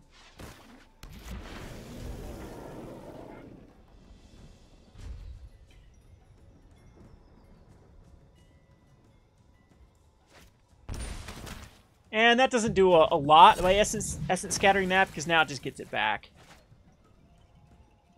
Just way too much fuel in my opponent's graveyard. Yeah, there's absolutely no way coming back from this game. See, now I start streaming. I was doing really well. Hop on stream. And I think it must have been about the point, the amount of... Once I think I hit this 15 wins, was really where the decks started changing from these pre-constructed decks to people that actually, again, put some time into these sorts of things. So I'm gonna switch over to Monument, see where we can actually go with the Monument deck. I'm not sure what Well, you could go like vampires with a monument. Go like Vona. No, not Vona. Vona I think would be pretty bad in this particular one. What's the other black-white one? That one, Elandra. Elandra's not a mythic, though. I don't believe.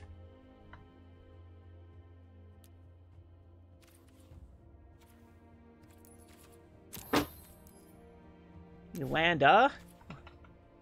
Vampire.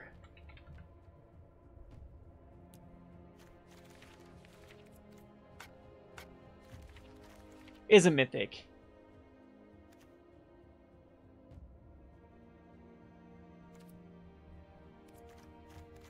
But again, I don't know if I want to waste my 2 mythic slots on something. I think we still need another uncommon slot for the other monument. So we only have 3 of them. It's definitely not going to work with 3. Have the Maverins, though. I could try like black-white vampires. Really upgrading that deck. But we're going up against a lot of what we've seen, Approach, then into a Godfarrow's Gift deck. These are matchups I don't think my Blue-Red Spells deck can actually compete with. Scarab God, however, what does the black-blue deck look like? Starting off with the Mirror Manipulation. You gotta walk the plank, a Moment of Craving, and Negate. Negate just is so... Labyrinth Guardian for sure is something that is... Oops. Invalid Redemption. I didn't want to redeem this. I want to get rid of it. There we go. Oh, it's trying to... That's what I was saying. It's trying to make me use a coin. Opt on Summon, Censor, Essence Scatter. What is this deck? Let's get rid of the trash out of this deck. What is Final Reward? It's a pretty bad card. Man, there's a lot of garbage in this. Ravenous Chupacabra. You only start with 1? I've been seeing everyone with multiples. Field of Ruin. I know that there is some targets for Field of Ruin, but it just seems bad right now in the matchup. And Evolving Wilds in a 2-color deck, I get it. Is it really that necessary, though?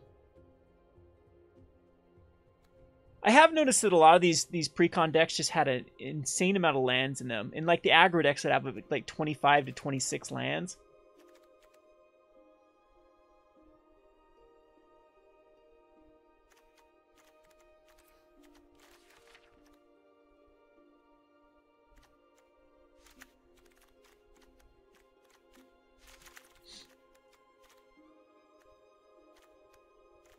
Yeah, I think this deck would still need a lot of work to even get up to Scarab God. I don't know. We just need to be a better player. That's what we need to be to grind out these last matchups. I'll play a few more. Again, this was just gonna be a stream to see how well I actually enjoyed Arena. So far, again, this is the problem that I do anticipate with Arena if they keep going this direction, especially if they don't have any sort of matchmaking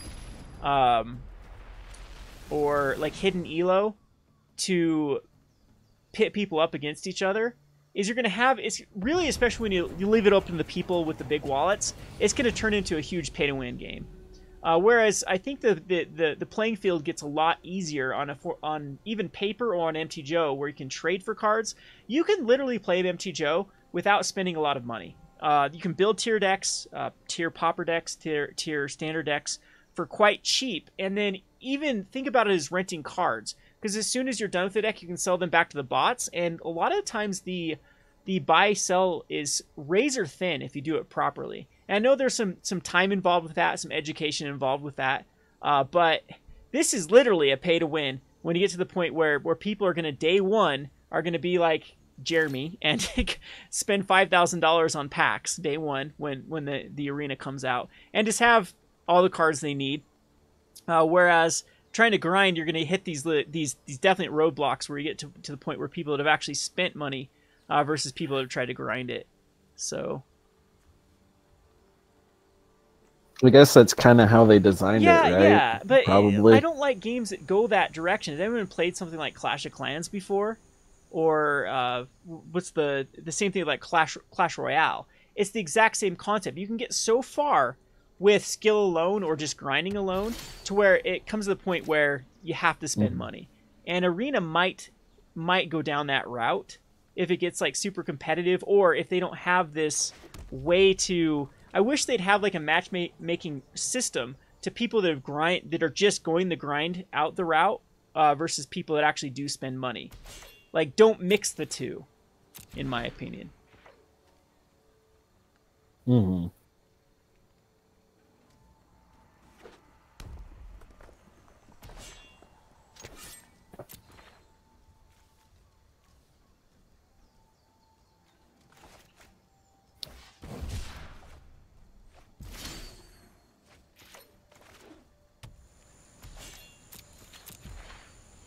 Because it was, like I said, it was really fun at first with people playing with the same bad decks right off the very beginning. Like I've been in this less than a day, and you know, you're starting to go up against. We've seen the approach deck. We've seen. Yeah, this seems fine.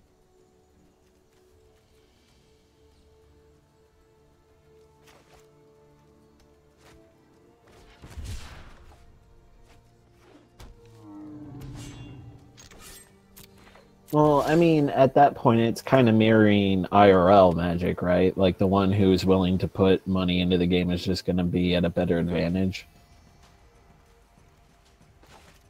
Well, again, but the thing is that it's already expected that, yeah, that system's already in place, and there's ways to kind of to navigate around it. If you, Mm. I mean, that's where the whole secondary market comes into play, where you can start to build powerful cards that don't see a tier deck for when it's something like a Scarab God and let's just take Alondra for example. Wanted to build that in a deck, have the exact same rarity or exact same price as they do they will on Arena. It's the exact same token that will be able to be turned in for either one of them. So in fact, I think it might actually have a worse of an effect on people building tier decks in the future than even something like... Why is my time clock going down?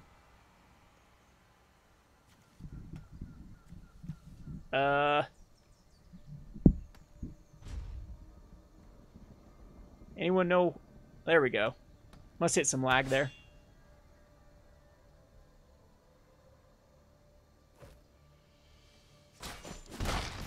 Alrighty, so I think that we just need to race our opponent here. I can't... Let's go ahead and opt. Put that on bottom. Magma... I can double Magma Spray. I don't want my opponent getting lands. I think that's fine.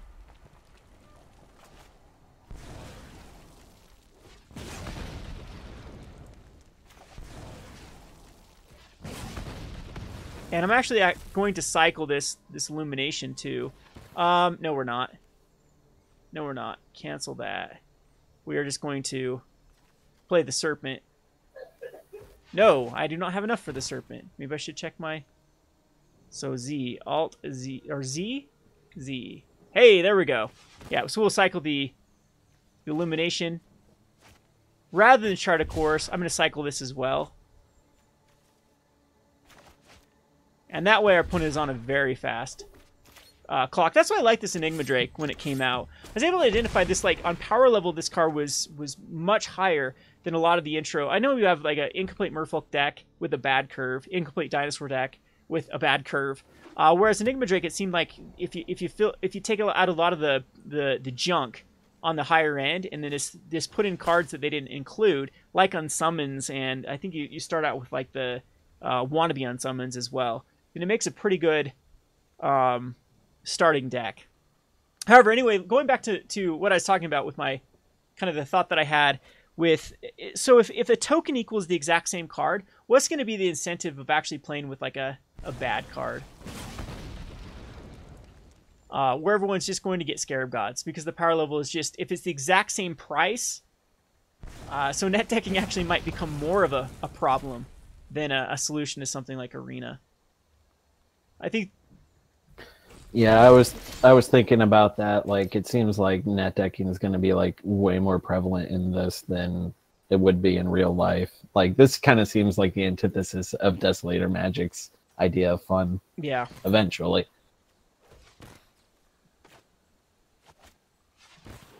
All right, so we are going to just pass the turn here. The Crypt Serpent's still a good clock. It's two-turn clock if we draw a Lightning Strike. Needletooth Raptor is, yeah, it's something we do need to Essence Scatter. So Raging Raptor shouldn't, yeah, should just stay back, but at this point... Yeah. Yeah, I'll let my opponent get a land off the Raging Raptors. I'm okay with it. I know it could burst out something like an Atali. Isn't the Atali in the starting deck?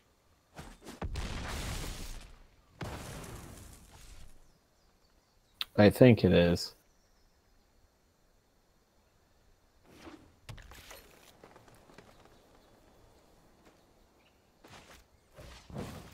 Essence Scatter's a great draw here, though. We'll throw out a Highland Lake, and then whatever my opponent puts out, if it is a beefy creature, we will just counter. If it's something we can take care of with, like, especially like the Frilled Despoter, I'll let it... Yep, there we go. We'll Essence Scatter that.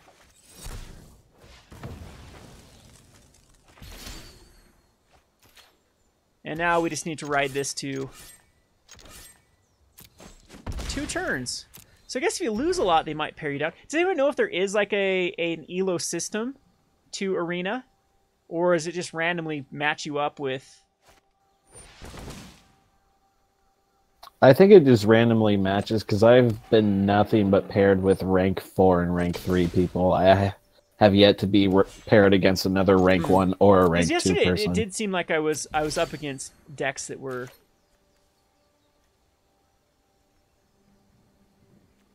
new? They were all the same decks. Like, I kept going against Merfolk and Dinosaurs, and that's exactly why I switched to this particular deck. Of course, I did the dailies first of what it wanted me to do. There we go. It's a beautiful card to draw into.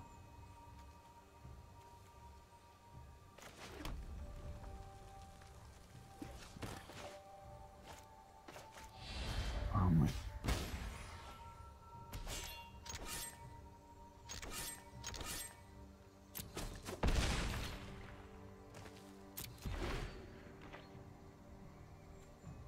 So this gives us some outs.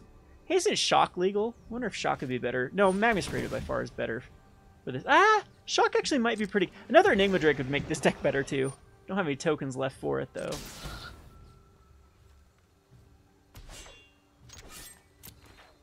Unfortunately, we did not hit it. I think that we do attack in with the Crypt Serpent. Force that block.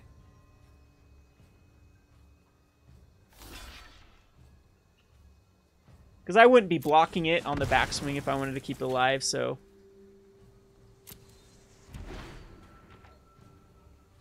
Okay, so Rax says there is an ELO rating. Which, again, does make sense, because I did go on a... I got those 15 wins quite quickly.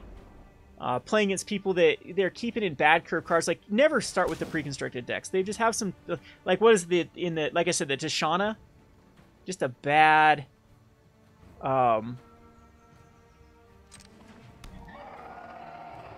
inclusion in a Merfolk deck that's never going to get to 7 lands. Ay, ay, ay.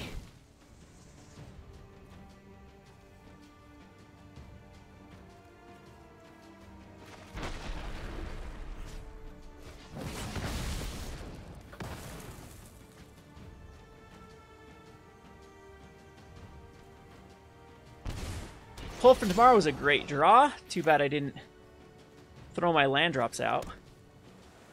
So we'll just do it in a turn. I don't think there's any point to it. Taking some damage here. Should be able to find some answers after this Pull for Tomorrow.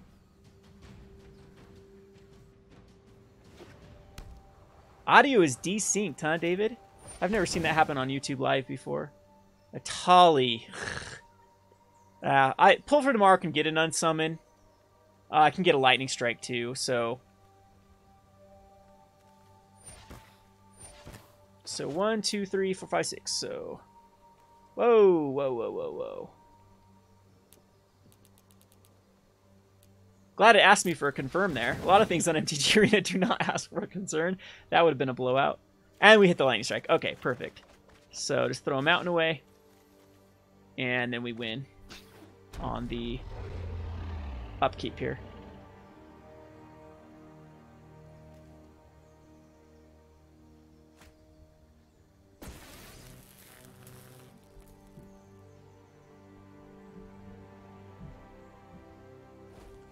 Actually, I could lose here if my opponent hits a lightning strike.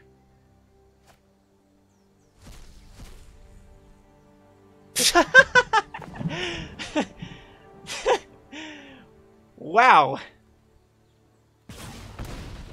Guess I should have waited there. I forgot that no, it wouldn't have mattered. I mean, it was random versus random. But I had to hit a lightning strike off the top of my library to win that game with the tally getting haste off of. Oh, that's magic for you. I think that was a 2-outer at that point, I believe, because we'd used one earlier and I had one in hand.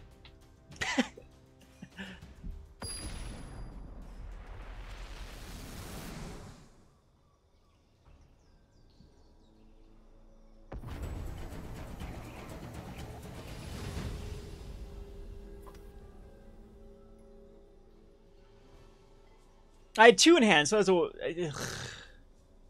No, I think so. I don't know if I used one if it was a braid earlier on. Crazy though. I'm at a massive loss streak here.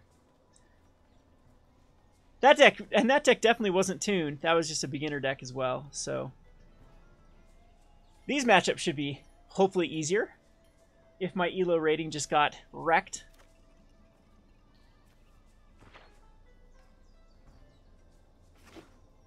How do you like the not being able to chat to your opponent function? I don't really care about it, to be honest. I never really used the chat function other than for like the good luck kind of thing, but Okay, gotta fight those bullies. What do you think about it? Make sure there's no bullying. I think it was also like a development thing too. I'm sure it'd be a pain in the ass having to. Maybe, I don't know, because they kind of want to develop this for mobiles as well, right? I can see the point there.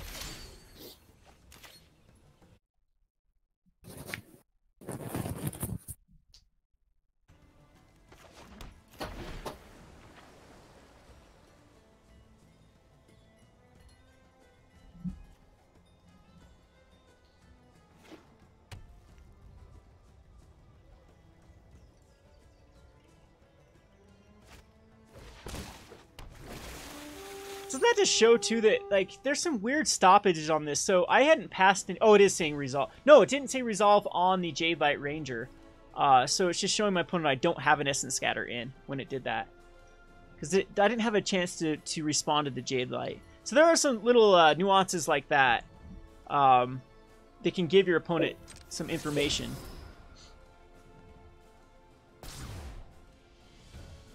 Okay, keep the Rastus, can't throw away... Okay.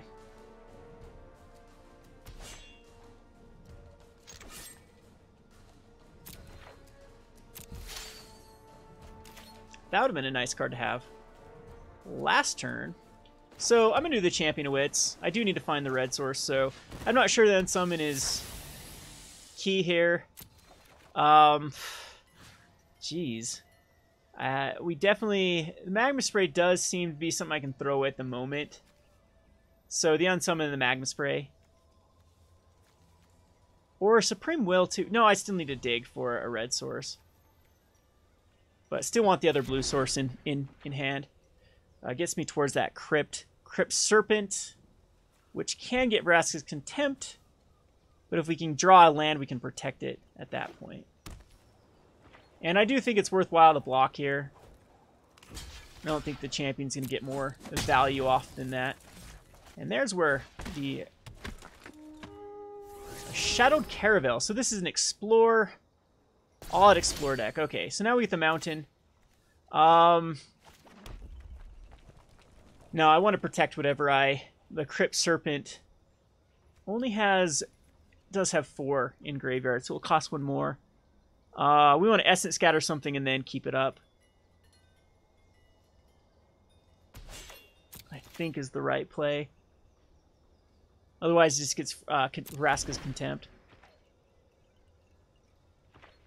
Well, the thing about this is Tibiransky is when I do have a counter, it does have a stop. So it shows it gives my opponent like some unnecessary information both ways.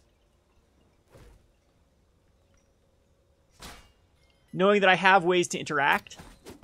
And so it needs to stop at all times, or I think I just have to Essence Scatter this right now. Put another spell in the graveyard. Even though that's not like the worst card for me to deal with. Alright, so because this allows me to Crypt Serpent for 2 mana, and then allows me to keep up the Supreme Will.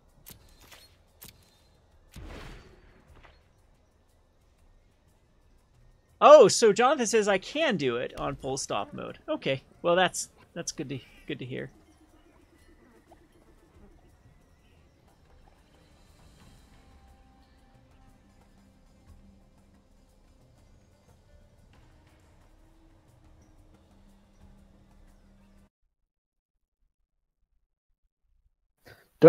Okay, I think it's kind of horseshit that you can win cards that you already have a playset of in your collection. Yeah, I know. That's what just no way to recycle it. Yeah, I've already. So it made me like, because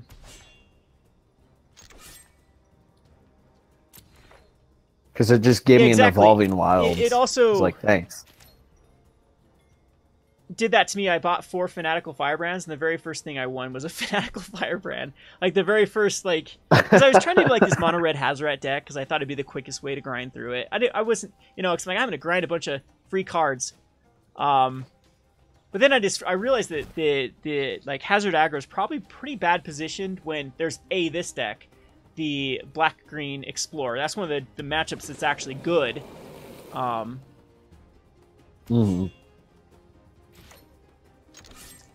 And also the white-black vampires was everywhere. So I decided, I won't go that route. And then, what do I get? Fanatical Firebrand. Very first card. And then it just grays out. And there was another card too. Oh, it gave me a card that you already get 4 cards of. The blue-red land was one of my very first cards I won as well. Yeah. That's so strange. Why did they? There's no dusting. And they don't have a plan on dusting. They don't want to dust. It's like why would you want to? They literally on their Q&A about dusting, they're like, well, why would you want to destroy something? Like you might regret it later. Well, it's also like, why would you give me a 5th copy of a card I can't use? It's so dumb. I hope they change that before the beta or after the beta, because that just feels bad, winning and then getting a card that you can't even use. Like, it just kind of sucks. Like, yeah, you get gold and all, dust but stuff you never want to use either. Like, there will absolutely be cards that I never want to play with. It's just not my play style.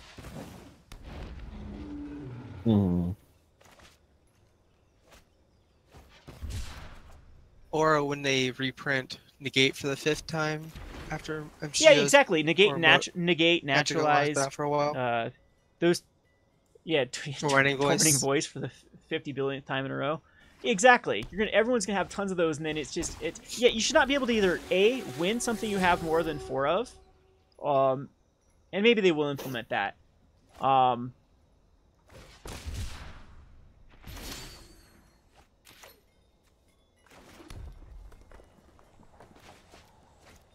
Yeah. Hey, Casey, you're out of purgatory. How does it feel? I know, it's great. It feels wonderful. I don't know why I keep getting sent there. I don't know either. Maybe someone's just moody today. Yeah, that's kind of my impression. I didn't get my run. It's cold here. It's funny, we had this insanely warm winter, like January and February is in the 60s, and now we've just been cold. And usually in mid-April, we warm up. I'm camping usually at this time in the mountains, and man, it was bone chilling cold today. And get because you can't camp, I need to now get zombie unicorn in here to do some hunting. Bully hunters. You kind of referenced it earlier, but you did it wrong, so I'm trying to do it I right. don't even know what you're. I've been out of the loop with everything that. I don't even know what Bully Hunters is. Like literally, that's. I've been out of the loop. What? I've been doing things. I've been going outside, people. That's why I. What did I have like? How dare you have a besides this life? stream in my Market Monday, there was like a week or 2 weeks I didn't even do anything on the channel, which I know I need to get back to doing things more consistently. So I should cycle this hieroglyphic, yeah, because I want the 2-turn clock. So we're just gonna cycle this, and I could drop for 2, but this gives me a lightning strike backup, and I want to do chart a course as well. All right, so there we go. There's the 2-turn clock. Allows me to chart a course here with strategic planning.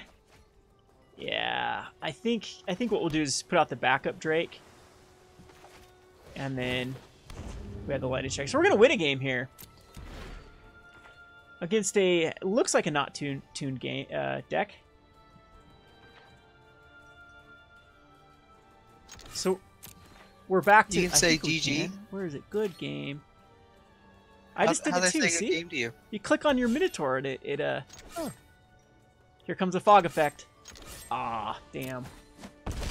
What's our score so far? I don't know. I've lost a ton of matchups since we've been doing this. That's the one thing I like about this too. I actually like the one-game matchups, like, but then again, Magic is not balanced for it, and apparently people have already figured out some exploits. Did I not get a card? Did I just get a card and I didn't even see what it was? What was it? Yeah, you got a common. Tell me what card I just got. Oh, is it Paladin? Hey, I can play Catcher's Monument with that. I think I'd go over to like Catcher's Monument with black-white vampires does seem pretty good. I think you have all the pieces. I don't think they use any cards. Maybe what do they use, like Aviary Mechanic from Kaladesh? But that's like one of the last cards. Yeah. It's it's pretty good. It allows it to explode, but I think that even just going into something like Legion's Landing at that point is just as good.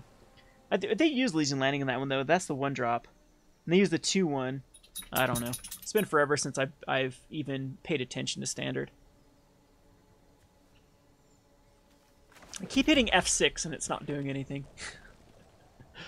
Or 6 now on MTG.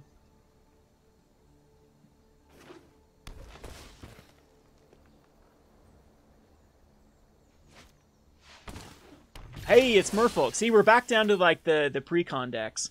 And I don't think I need to worry about the Deep Root Elite at the moment. It's whenever another one enters the battlefield. Do you know what? I think... No, we definitely want to keep up the Essence Scatter here. Rather than the strategic planning. It's something I can use later on. Hey, Scrawn's back.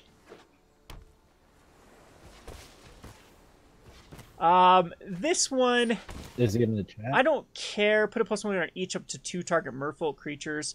It becomes a 2/4, which I think we will just Essence Scatter it. It's not the best target to Essence Scatter, but, you know, I'm not worried about this Deep Root Elite right off the bat.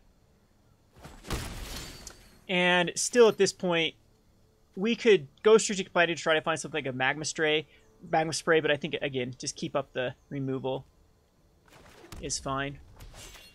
I could even use Gale Strike to put back a Deep Root Elite. If my opponent does go like Hadama's Climb, for example. Okay, so Kumena, Tyrant of Araska. That's fine.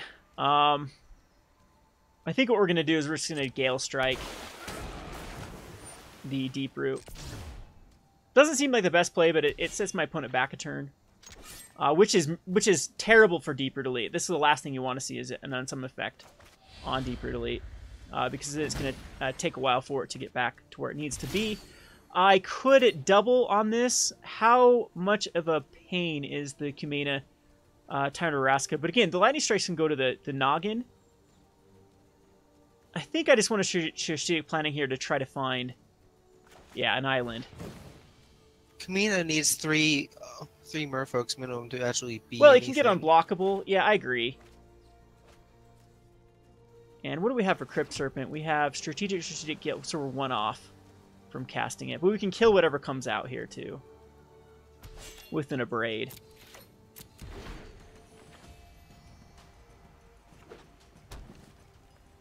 So I hate ditching that other Crypt Serpent, because it is one of the very few win cons we have in here. Yeah, I don't care about the Deep Root. What are the modes on this? Draw 3, and the Speaker. That's fine as well. And see if there's a dive down. I know there's like 2 dive downs that come in the...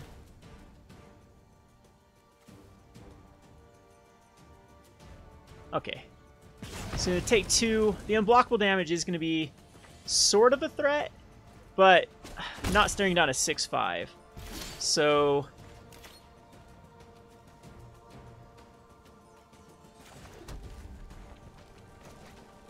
do have a lightning strike too that can take care of another merfolk that comes out.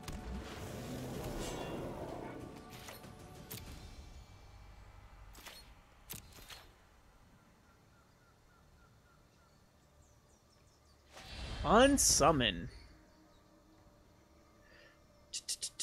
Sure.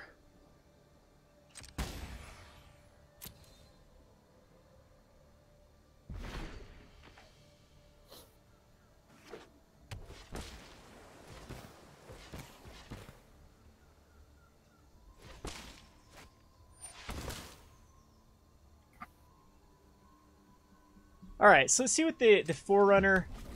Does this tap 3 untapped? Okay, I should have striked in response to that because now my opponent can draw a card, and I don't want to. So get a duplicate Kamena, Tyrant of Araska. That seems really bad to put on top, especially if my opponent decides to. Okay, all right. So now my opponent does not get the value, and I think we will just take out the Speaker right now to bait off a Spell Pierce. Oh, that's fine. So that's the last card in hand. My opponent's drawing a dead card. Next turn, and then we're gonna actually kill the Forerunner. Right off the bat. Oh, we can kill both of them. That works out very well. And yeah, there's no point. Yeah, we definitely want a Magma Spray right now. So my opponent can't draw a card off the Kamena.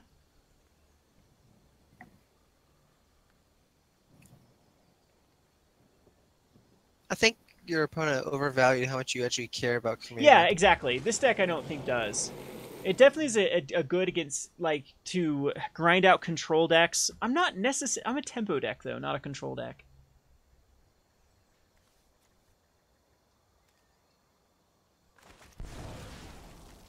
Besides, like, she doesn't do anything. Yeah, the if you 3 don't Merfolk. have- So this is going to be a wasted turn. My opponent could tap a Speaker to get in for 2 unblockable damage, but at that point it's not that big of a deal. Yep, not that big of a deal.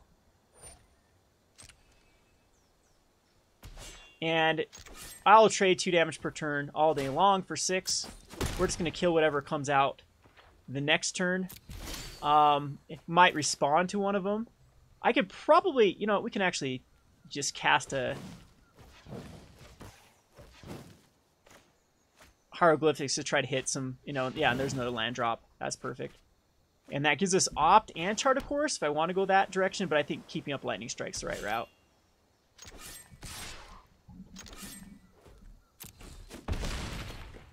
So how does everyone enjoy Arena being streamed? Is it...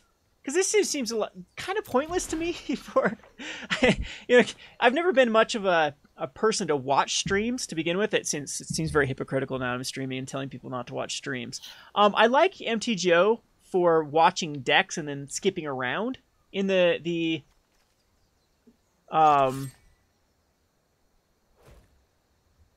video just to get the gist of it. Of course, interacting is with your like favorite YouTuber, I can see the point of that. However, this Arena is going to be even worse, of course, because then people can't specifically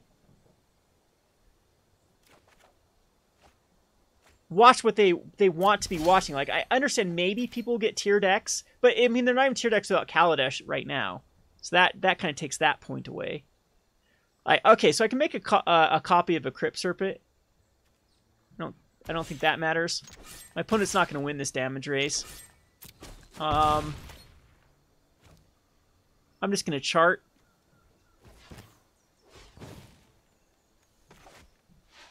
And we can actually champion. Yeah, we can champion here.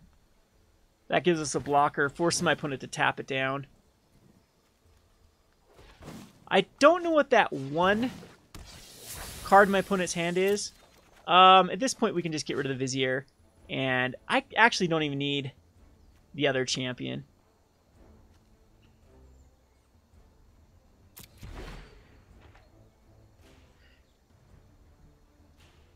I just came across an opponent and his name is Concede. That's all it is. Is that what he does? Or that's what he's asking of you? No, that's just his name. Concede. I know, but like, is he asking you to concede with that name, or is he saying that he can? Maybe it's his real name. Yeah, Scrawl has a good question too. What does everyone think of the animations when it comes to spectating? I know that and kind of background music is also, in my opinion, nice. I think that's one of the worst things watching a stream is just dead silence. Especially with I actually with streamers turned off the that music. aren't really engaging or don't even like talk through the plays. What was it like? Was it a LSV video? LSV's actually okay with it, but there's definitely some pros. They're like, I'm gonna do this now, and then this is gonna happen, and then I'm gonna attack with this, and maybe I can draw this, and they just say this over and over again. You're like, what the hell? Like, don't talk through what they're doing, and to me, it's just. Doesn't Gabby Sparks also do the same thing? I said pro. Hey, now she can be a pro. She's a pro in Wizard's Eyes. Apparently, she's getting all those fat stacks of packs.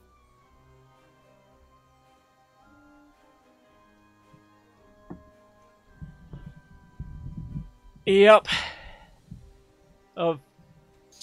Can we go a stream without you talking about Gabby Sparks? Nope. We must always talk about one of the queen thoughts.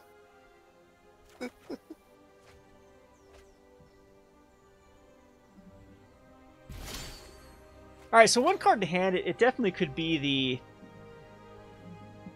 dive down, but even at that point, I'm just going to Lightning Strike right now on the Forerunner. If it's not a dive down, of course, this game's over.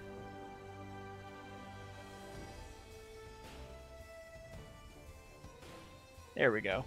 I do like how a majority of the cards that you play have their own sound effects, like especially like lands and stuff.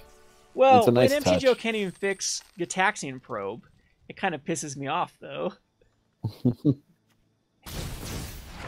Well, then again, MTGO has been stuck in 2004 since 2004, so I don't know. It kind of seems like since they're making so much money off of MTGO, maybe they just don't have a real reason to improve it. It's like, well, they just keep buying it, so might as well keep selling them it. I don't know. That's how I feel, how they feel with MTGO at this point. Yep. Yeah, there's been no incentive for them to change, for sure. Because, like I said, people... That's just the nature of the beast. But, I mean, I'm not one that really rags as much on MTGO as I used to. Because a lot of the bugginess is gone. It was terrible for years and years and years. And at least that's gone away, and it does seem to be that MTG Lee does a lot better than at the helm than Worth did. Talk about a person that was tone deaf, or actually just didn't care what the people like. Lee, I can tweet at Lee right now; he'll respond to me, and I mean that's a breath of fresh air compared to Worth. Well, you're just so important.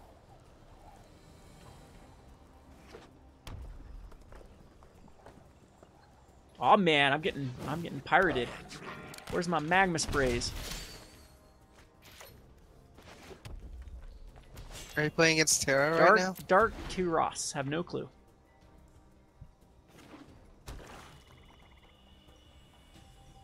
Dire Fleet Captain. Do not care. I think we just abrade. The Trailblazer. It's a more difficult card for us to deal with.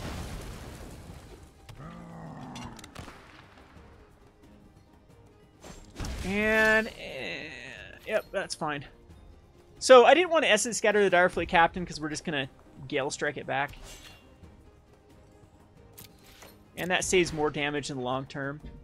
And we just need to find Enigma Drake now. Hello. Someone just said hello. Hello back. Look how pleasant we are to one another. That is a change from Dota. I have been playing a lot of Dota lately. Oh man. Oh man, oh man. That game.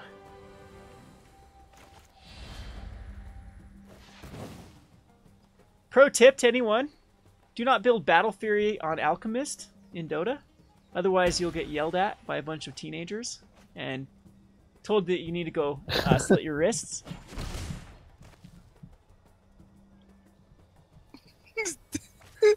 That's harassment, Kevin. That's bullying right there. Dota has turned into a crap fest. Oh, it is. It used to be like the you get a lot of Russians or like just people that didn't communicate in general, and of course that would just add to a level of toxicity when you couldn't understand each other. But lately, it's been English speaking little twats that I've had the biggest issue with. Of how dare I play a character other than its cookie cutter build. All right, so here, I think I need to see planning to try to find like a magma spray. Lightning strike will work here, and then we can, yeah, we can just either keep up the essence scatter or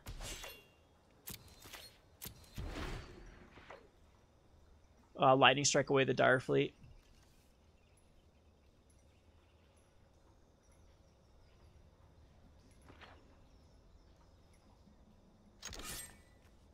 Is it weird for me to say that I actually have some enjoyment out of watching other people play MTGO? Well, MTGO is okay because especially like well, what I was saying, the MTGO is fine. Like, Arena, I don't see the point of a lot of like,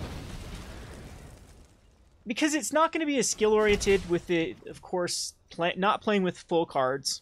I mean, where is it relevant at the moment? It's not standard. It's like this half C format. There's no draft and there's no modern. So MTGO, I think there's a huge point. I mean, that's the whole reason why I started a YouTube channel, was to showcase what I was working on and then try to get other like-minded people. So I'm a huge fan of MTGO streams, and even though I'm not a big stream watcher, just because usually if I'm not doing something, maybe that's the conceitedness in me and talking. If I'm not doing it, then I'm not really interested in watching someone else do it. However, I don't know. I think that the Arena needs to have a purpose for people. But I mean, it's getting a lot more stream viewers, I assume, than MTG ever did. Maybe I'm wrong there. Well, it's probably better for casuals, like not Magic casuals, but like casuals. Like, again, there's definitely a purpose for MTG Arena. I'm not going to be on the bandwagon of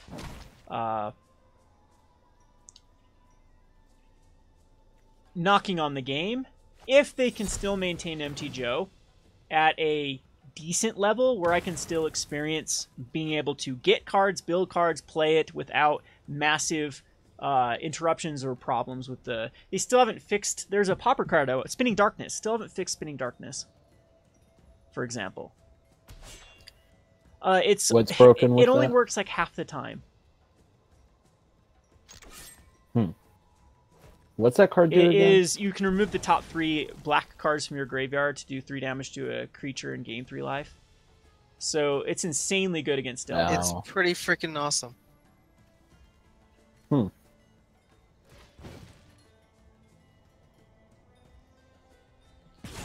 And it is also only 18 cents in paper, so get it now before it spikes up.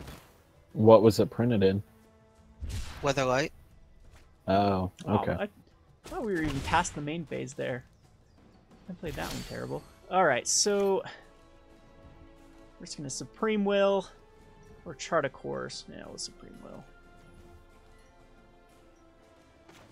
Let's tap correctly here, because this is actually relevant.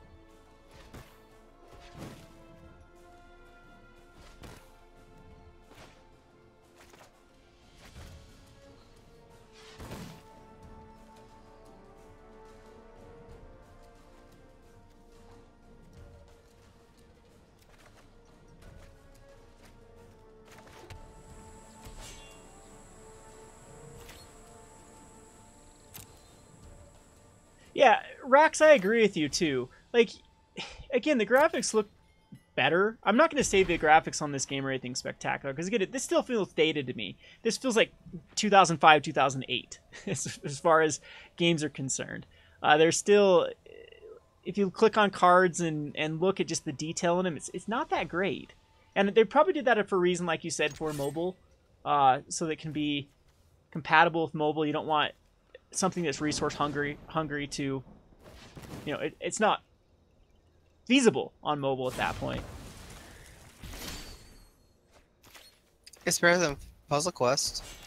Did I ever tell everyone about the Puzzle Quest? So Puzzle Quest emailed me a bunch of times, like begging me to do a review on Magic Puzzle Quest, and so I finally decided to talk back and forth with them, and it was it was the stupidest thing ever that they wanted to pay me in Puzzle Quest money. I'm not joking. That's the thing. Like, we want to sponsor a video, but we're paying you in Puzzle Quest money. Like, what? Like, get bent. I'm not going to play some stupid game and... Apparently people play Puzzle Quest. Like, I had no idea that it was actually relevant.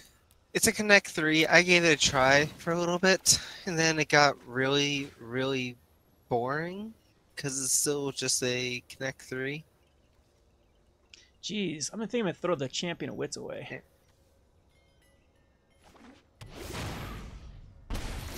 Should I unsummon? Yeah, I'm going to unsummon the Direfleet Ravager and make my opponent recast it and go down to it. Wait, my opponent could have Lightning Strikes in. Yeah, that's still probably the right route to go. Menace, I don't want to take any damage. Chart a Course, Magma Spray. Yep, we just end turn here.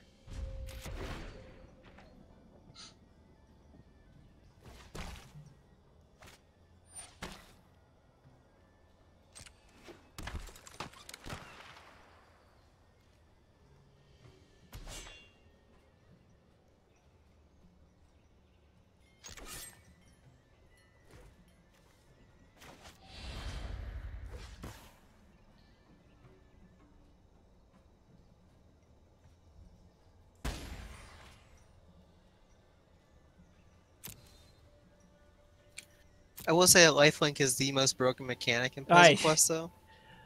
I wouldn't even know.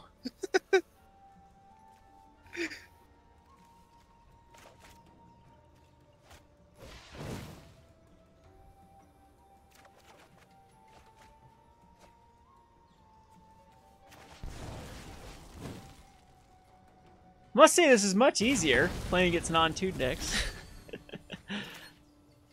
Now. Alright, we finally have a win con out. Let's see what our opponent's been holding up in hand. I'm going to play the mountain. Strategic planning is, yep, something we can do. It makes you feel real good. I know, it does. Clubs. So Braid is still probably more powerful than Vizier here, in my opinion. We're going to take the Braid. Pirate deck doesn't seem to have a large curve, so...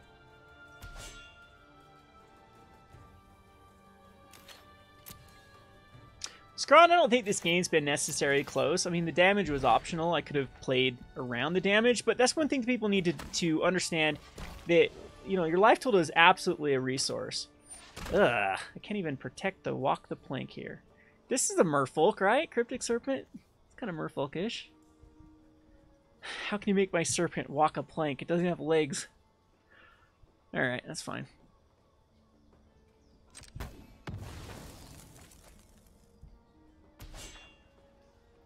Yeah, that is kind of a flavor fail, having Stormtide Leviathan walk the plank. Flavor. See, I don't know if I want to go a Champion Wits here. Yes, I'll draw land off of this, though, so it's fine. It's like how you can tragic slip a Ulamog. Tragic slip an Ulamog? Well, I mean, yeah. I guess you... Whoa. Hold up. Z, I don't want that one. Okay, so what do I want? I want... This point, we don't need... I don't think I need more card draw. So, Chart a Course and Highland Lake. Do you need a tap land? Alright.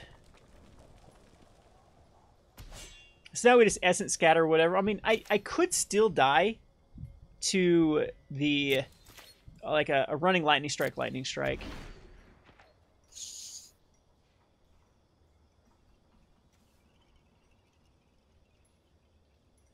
Yeah, you're right, David. I mean, I should have enforced the Flavor Foul and killed my own creatures, so therefore it couldn't be. So do I want this to actually half his life total down to a 7? Yeah, this is a better play. So we're allow the Direfleet Ravager to... Puts me to 2, but it also puts my opponent at 6. So, yeah, this can resolve.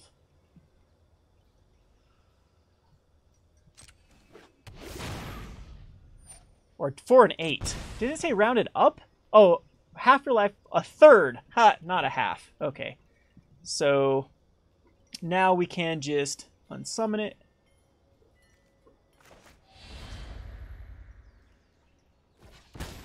And then we can attack in. Okay, so we're still 1 off of winning here. These are many faces. Could find me another Lightning Strike. Do you think he'll play it again next turn? Because if you just attack for 4, then hold your Lightning Strike, you could just... That is true. We'll just play a Drake here. Just in case there's removal. Another Walk the Plank for a zombie Vizier. Here comes the double Lightning Strike. Oh, I thought he was calling good game that I was dead.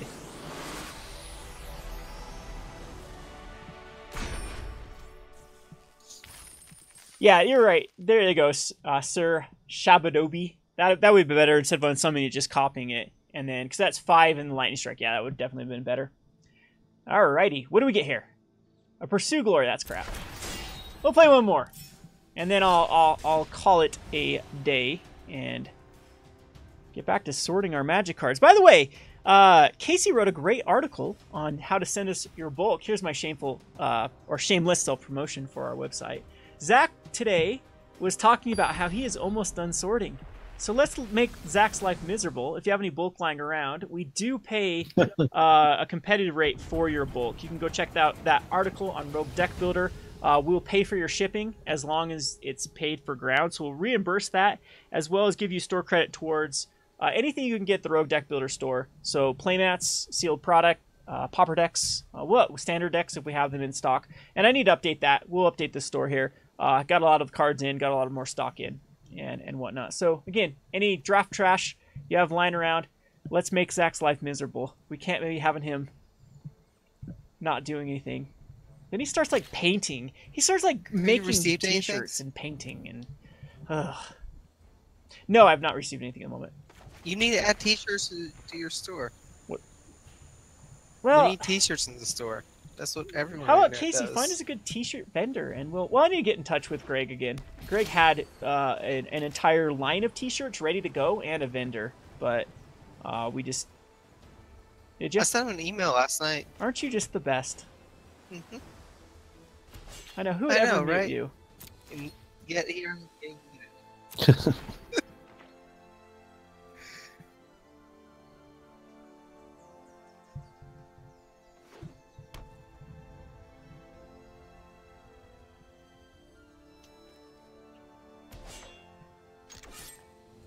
So I think I want to keep this. No, we definitely want to cycle the Hargle because I don't know if I can hit land drops. Oh, well now we definitely know we can. All right. So if this is another blue-white cycling approach deck, do they run Meandering River? I bet they do at this point. And this is a gold-rated. Was this a gold-rated person, by the way? So that means they've actually spent time on this game.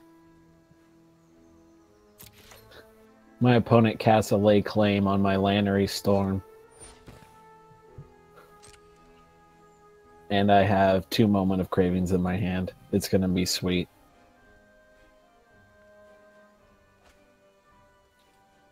Yeah, this might be another approach deck.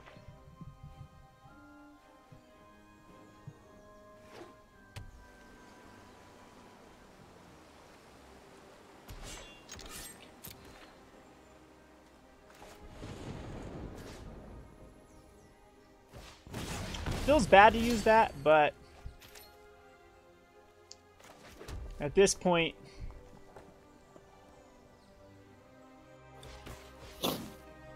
So how many garbage fires is too many garbage fires? how many garbage fires? I don't know.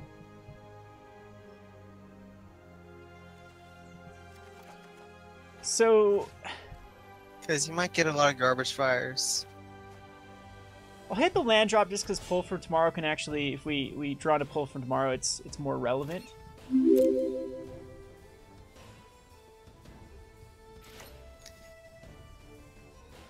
Don't you need to tell me something, Casey?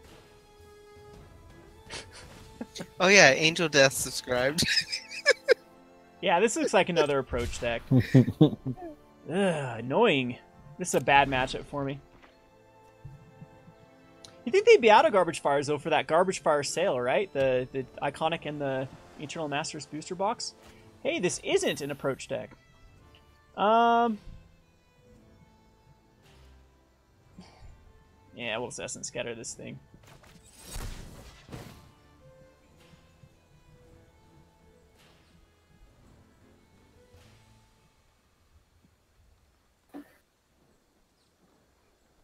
This was like the worst Ascend deck ever. Droid. So Droidian, it's, I guess it's worth it, ish. Play It it on your depends on what phone. you want out of Arena. I've been enjoying it. I enjoyed it at the very first a lot when I was playing bad decks against bad decks and slowly upgrading to better decks. But it seems like you have these bumps, and I think it's going to get worse as time goes on when it turns into a pay to win. It's going to take away the magic of it because then people will just get the, who has impulse control these days? No one. So they're going to go out and buy, even the bad players are going to outclass you with better cards. And so it's just going to be an uphill battle of trying to find that, like, everyone at kind of the same level, in my opinion. So right now, the beta definitely is fun.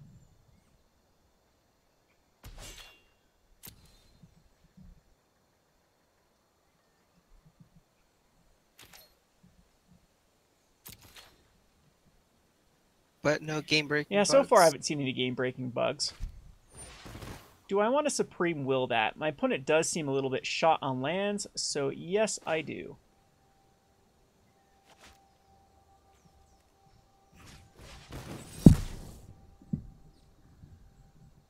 So I don't know. Again, what do you want out of Magic the Gathering as an online experience? And the question is Magic Online taking you back from an experience you want?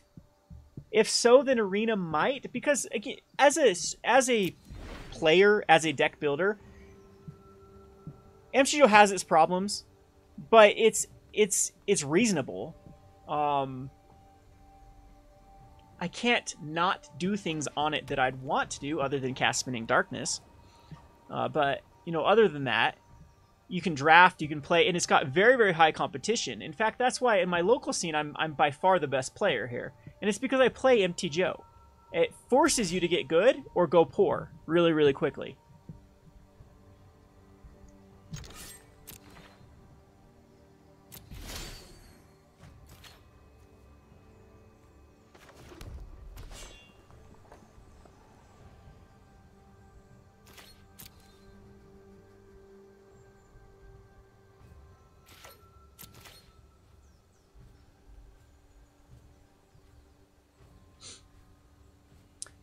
Supreme Will. Well, PK, I think as a deck builder, it's kind of fun to play with. Well, are you more of a constructed deck builder, or is he? Even to this day, I still consider myself a limited deck builder. Like, I prefer that. I prefer limited over constructed's fun when you have an idea and you want to test out a deck. Like, I like the theorizing of deck building, and I like building a deck. The playing the deck actually becomes quite tedious when formats are more solved. Ugh, Gate to the Afterlife. Oh, that's going to resolve. Have I used a Braids yet? I still have my Braids. Okay, so, but...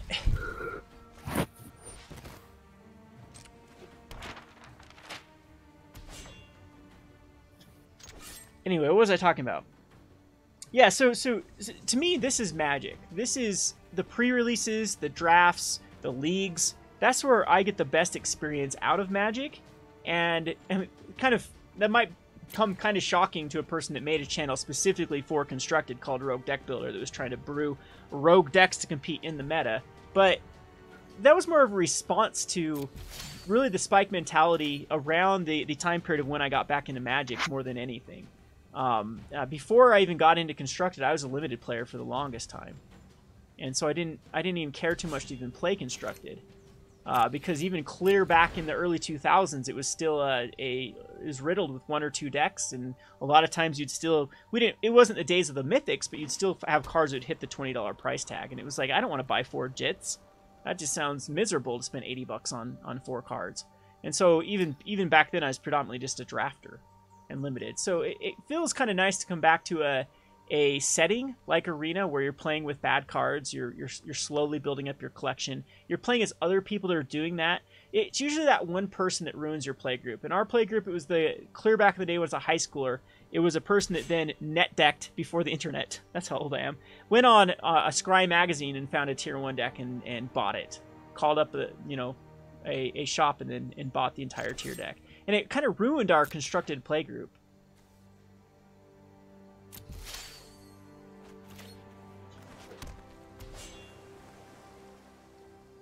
So this is going to be... Well, at the risk of being muted again, it's Jite. Okay, you Jit. weeb. I guess you would know that for sure.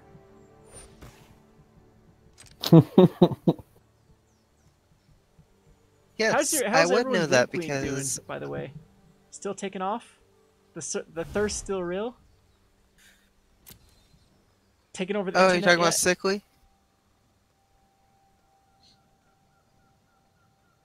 She came out with a video today. I haven't watched it.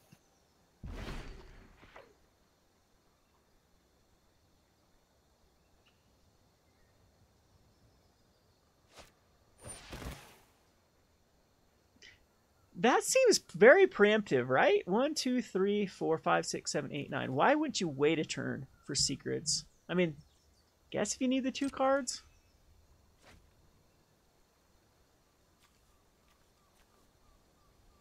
There you go. There's the City's Blessing.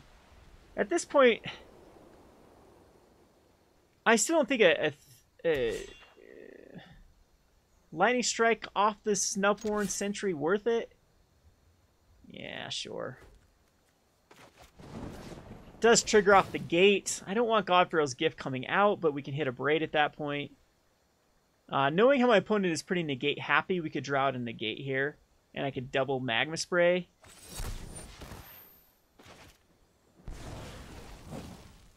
And this really feels bad to have to spend this sort of resources. By the way, I just remembered, on the last Against the Odds, Seth found another bug with Weird Harvest where when you Weird Harvest and your opponent picks out their cards, it ends up in your hand. That sounds fun. Yes, it's actually really hilarious. There was a deck that I played for like over a year on MTGO, and then finally someone in my comment section told me that the deck doesn't work. It was the flashback with the card that reduces the mana cost of cards with the same name in your graveyard. And yeah. Oh, and finally someone's like, well, yeah, it's just been... I'm like, what? I've been doing it for a year on MTGO. It can't be. That's got to be the way that it works. Nope, I'm a judge. It's not the way it works. It's MTGO.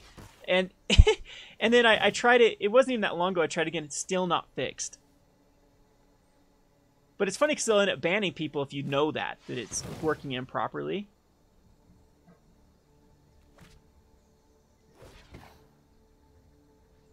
Yeah, Locket of Yesterday's, that was the... Alright, so... We'll Enigma Drake here. And then pass the turn here. Yeah, that was part of your Waste Not series, which you haven't revisited I haven't in played a long Modern time. in a long time. I just don't... I just have no desire. You're being nicer to Modern. I was. Did you see it's these better. tournament results, though, this last 2 GPs? It was all non-interactive decks. Everything. The whole entire top 8 of both of them were, you know, Crackline Ironworks and, I mean, yeah, Titan Bloom and, is back. No thanks. I'd actually like to play Magic, not just, you know, decide who or see who draws their hate cards and who doesn't. Just doesn't seem like a format that's just like I don't get the appeal to it. Aww. Don't got my Essence Scatter open for this. That's fine.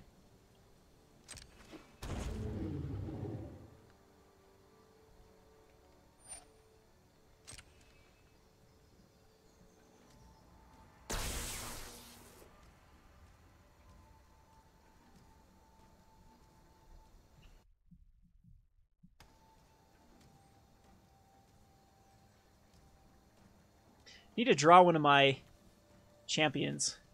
A Resplendent Griffin.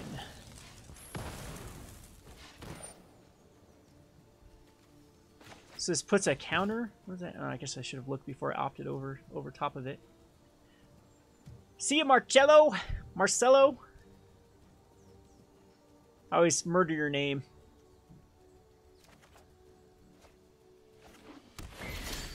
I think it's Cello. Cool, I scried an island at the bottom and drew 2 islands. That's always lovely. I'll keep these 2 in my hand.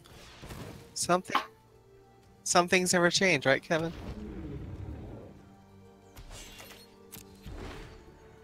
Oh, sweet. I just got a What? Hazoret from winning. Trade it to me. Oh, wait. Yeah.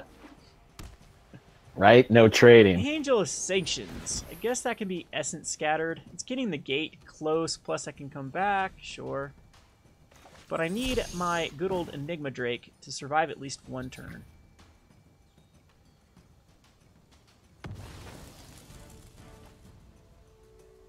And then that does make a good unsummon target, if I ever get to an unsummon. This is one of the worst Ascend I think decks I've seen. Yeah, I don't know. Is this... What's the pre-constructed... No, it's Embalm. It's not Ascend.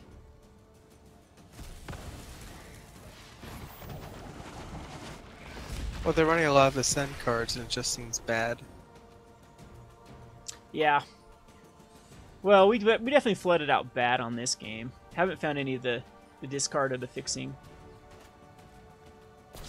And that's actually not that great of a target against flyers with the Crypt Serpent.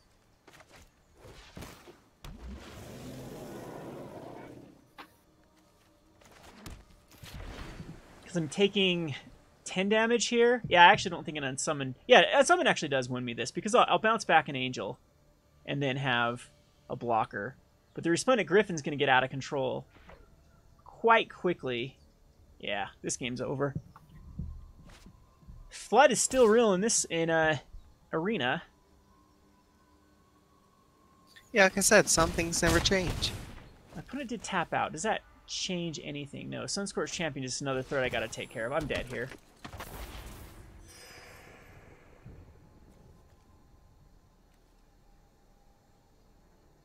And just a hard-casted God Pharaoh's Gift after the main phase. Okay. And we draw yet another land. Oh, whoops. Hit the wrong thing there. It doesn't matter. We couldn't have won that. Alrighty. Well, I think I'm going to call it as well. Stream's kind of dying down. Overall, I guess with the wrap-up here, it's been fun. I don't know if I'll play this much over the MTGO. The one thing I do like about Arena, I've always liked games that have a sort of progression to them, and that's something that MTGO has never had. It's never had like dailies or things to work towards. You've kind of had the mocks, but moxes are always, all the tournaments are always like on Sunday or Saturday mornings, which are the exact, like the worst time in the entire world for me to try to compete in. And I'm not going to set aside time to do it. So all of my mocks have always just kind of rotted away. I wish they would have other events where you could spend them for more premier things. So I've always enjoyed games kind of like World of Warcraft in the past, where you start off and have to build up, and it's all about like managing your time and your resources more efficiently than other people to slowly progress up. And so Arena at least has that going for it, which might be appealing to me in the future. However, as far as streams are concerned, as far as like showcasing decks, as far as like testing out Magic or brewing or theory crafting, or even finding more of the competitive edge, I don't think that Arena is the tool for that. So I do think it's going to be a net positive if they don't like hyper focus on Arena is going to be this big savior, this big money, this cash cow. It's going to be the new Magic. So they of course can then forget about their card game. They can forget about MTGO and then just focus on this cash grab.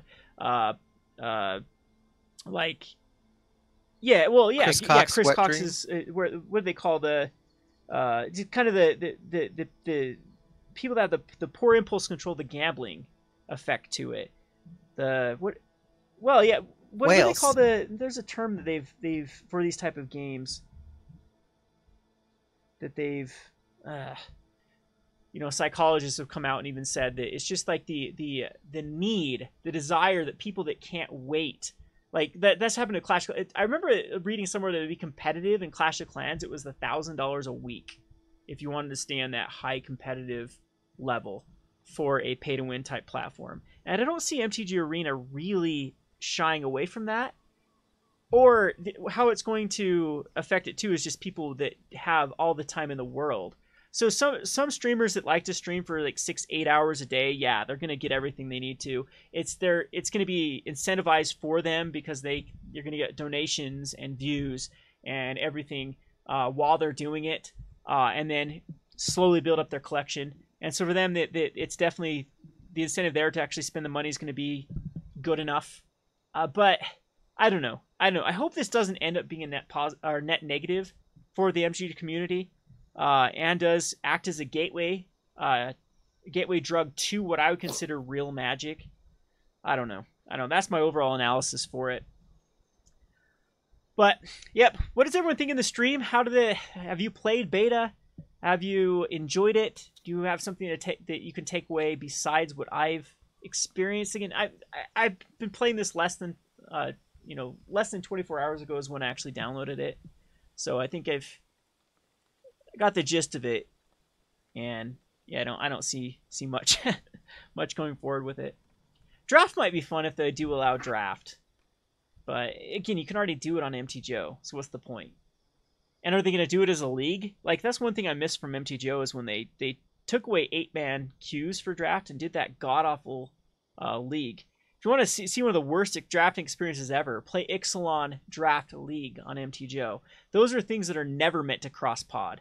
You will, if your draft is terrible, or vice versa, if your draft is really good, you're going to go up against like your draft pod. Like the cards that were just included in your pod were really good, and people aren't competing with each other. And we already know there's known collaborations where people draft early and then play late. So it's like, or the other way around. They draft extremely late. These teams draft, and they collude that, hey, I'll take all the white black, you take all the green blue, and then they play at different times so they don't run into each other. It's very annoying with the draft league. So if Arena does that as well, then it's just going to be back to that sort of nonsense. I've never liked draft pods. I think it's the stupidest idea. That's one of the things that kept draft so competitive and to me so fun was you're playing it. The draft portion of it is strategy. You could hate draft. You could cut people out. You could pick up signals from your opponents, and that going into draft leagues, that takes away a huge component to that. I've never liked that change. So anyway, I think that's all today. I hope you enjoyed the stream, and we'll do this again soon. I'll be working on some Pauper deck techs I think I'm going to give Goblins a rest. We'll start playing some Exhume, see if we can lose a ton of tickets. And my almost 1800 rating I was able to achieve with Goblins with Exhume. It's kind of a bad deck. I don't see a point of running Exhume over something like Inside Out in Pauper, but we'll talk about that when we get to the deck tech. Anyway, thanks everyone for joining, and we'll see you next time.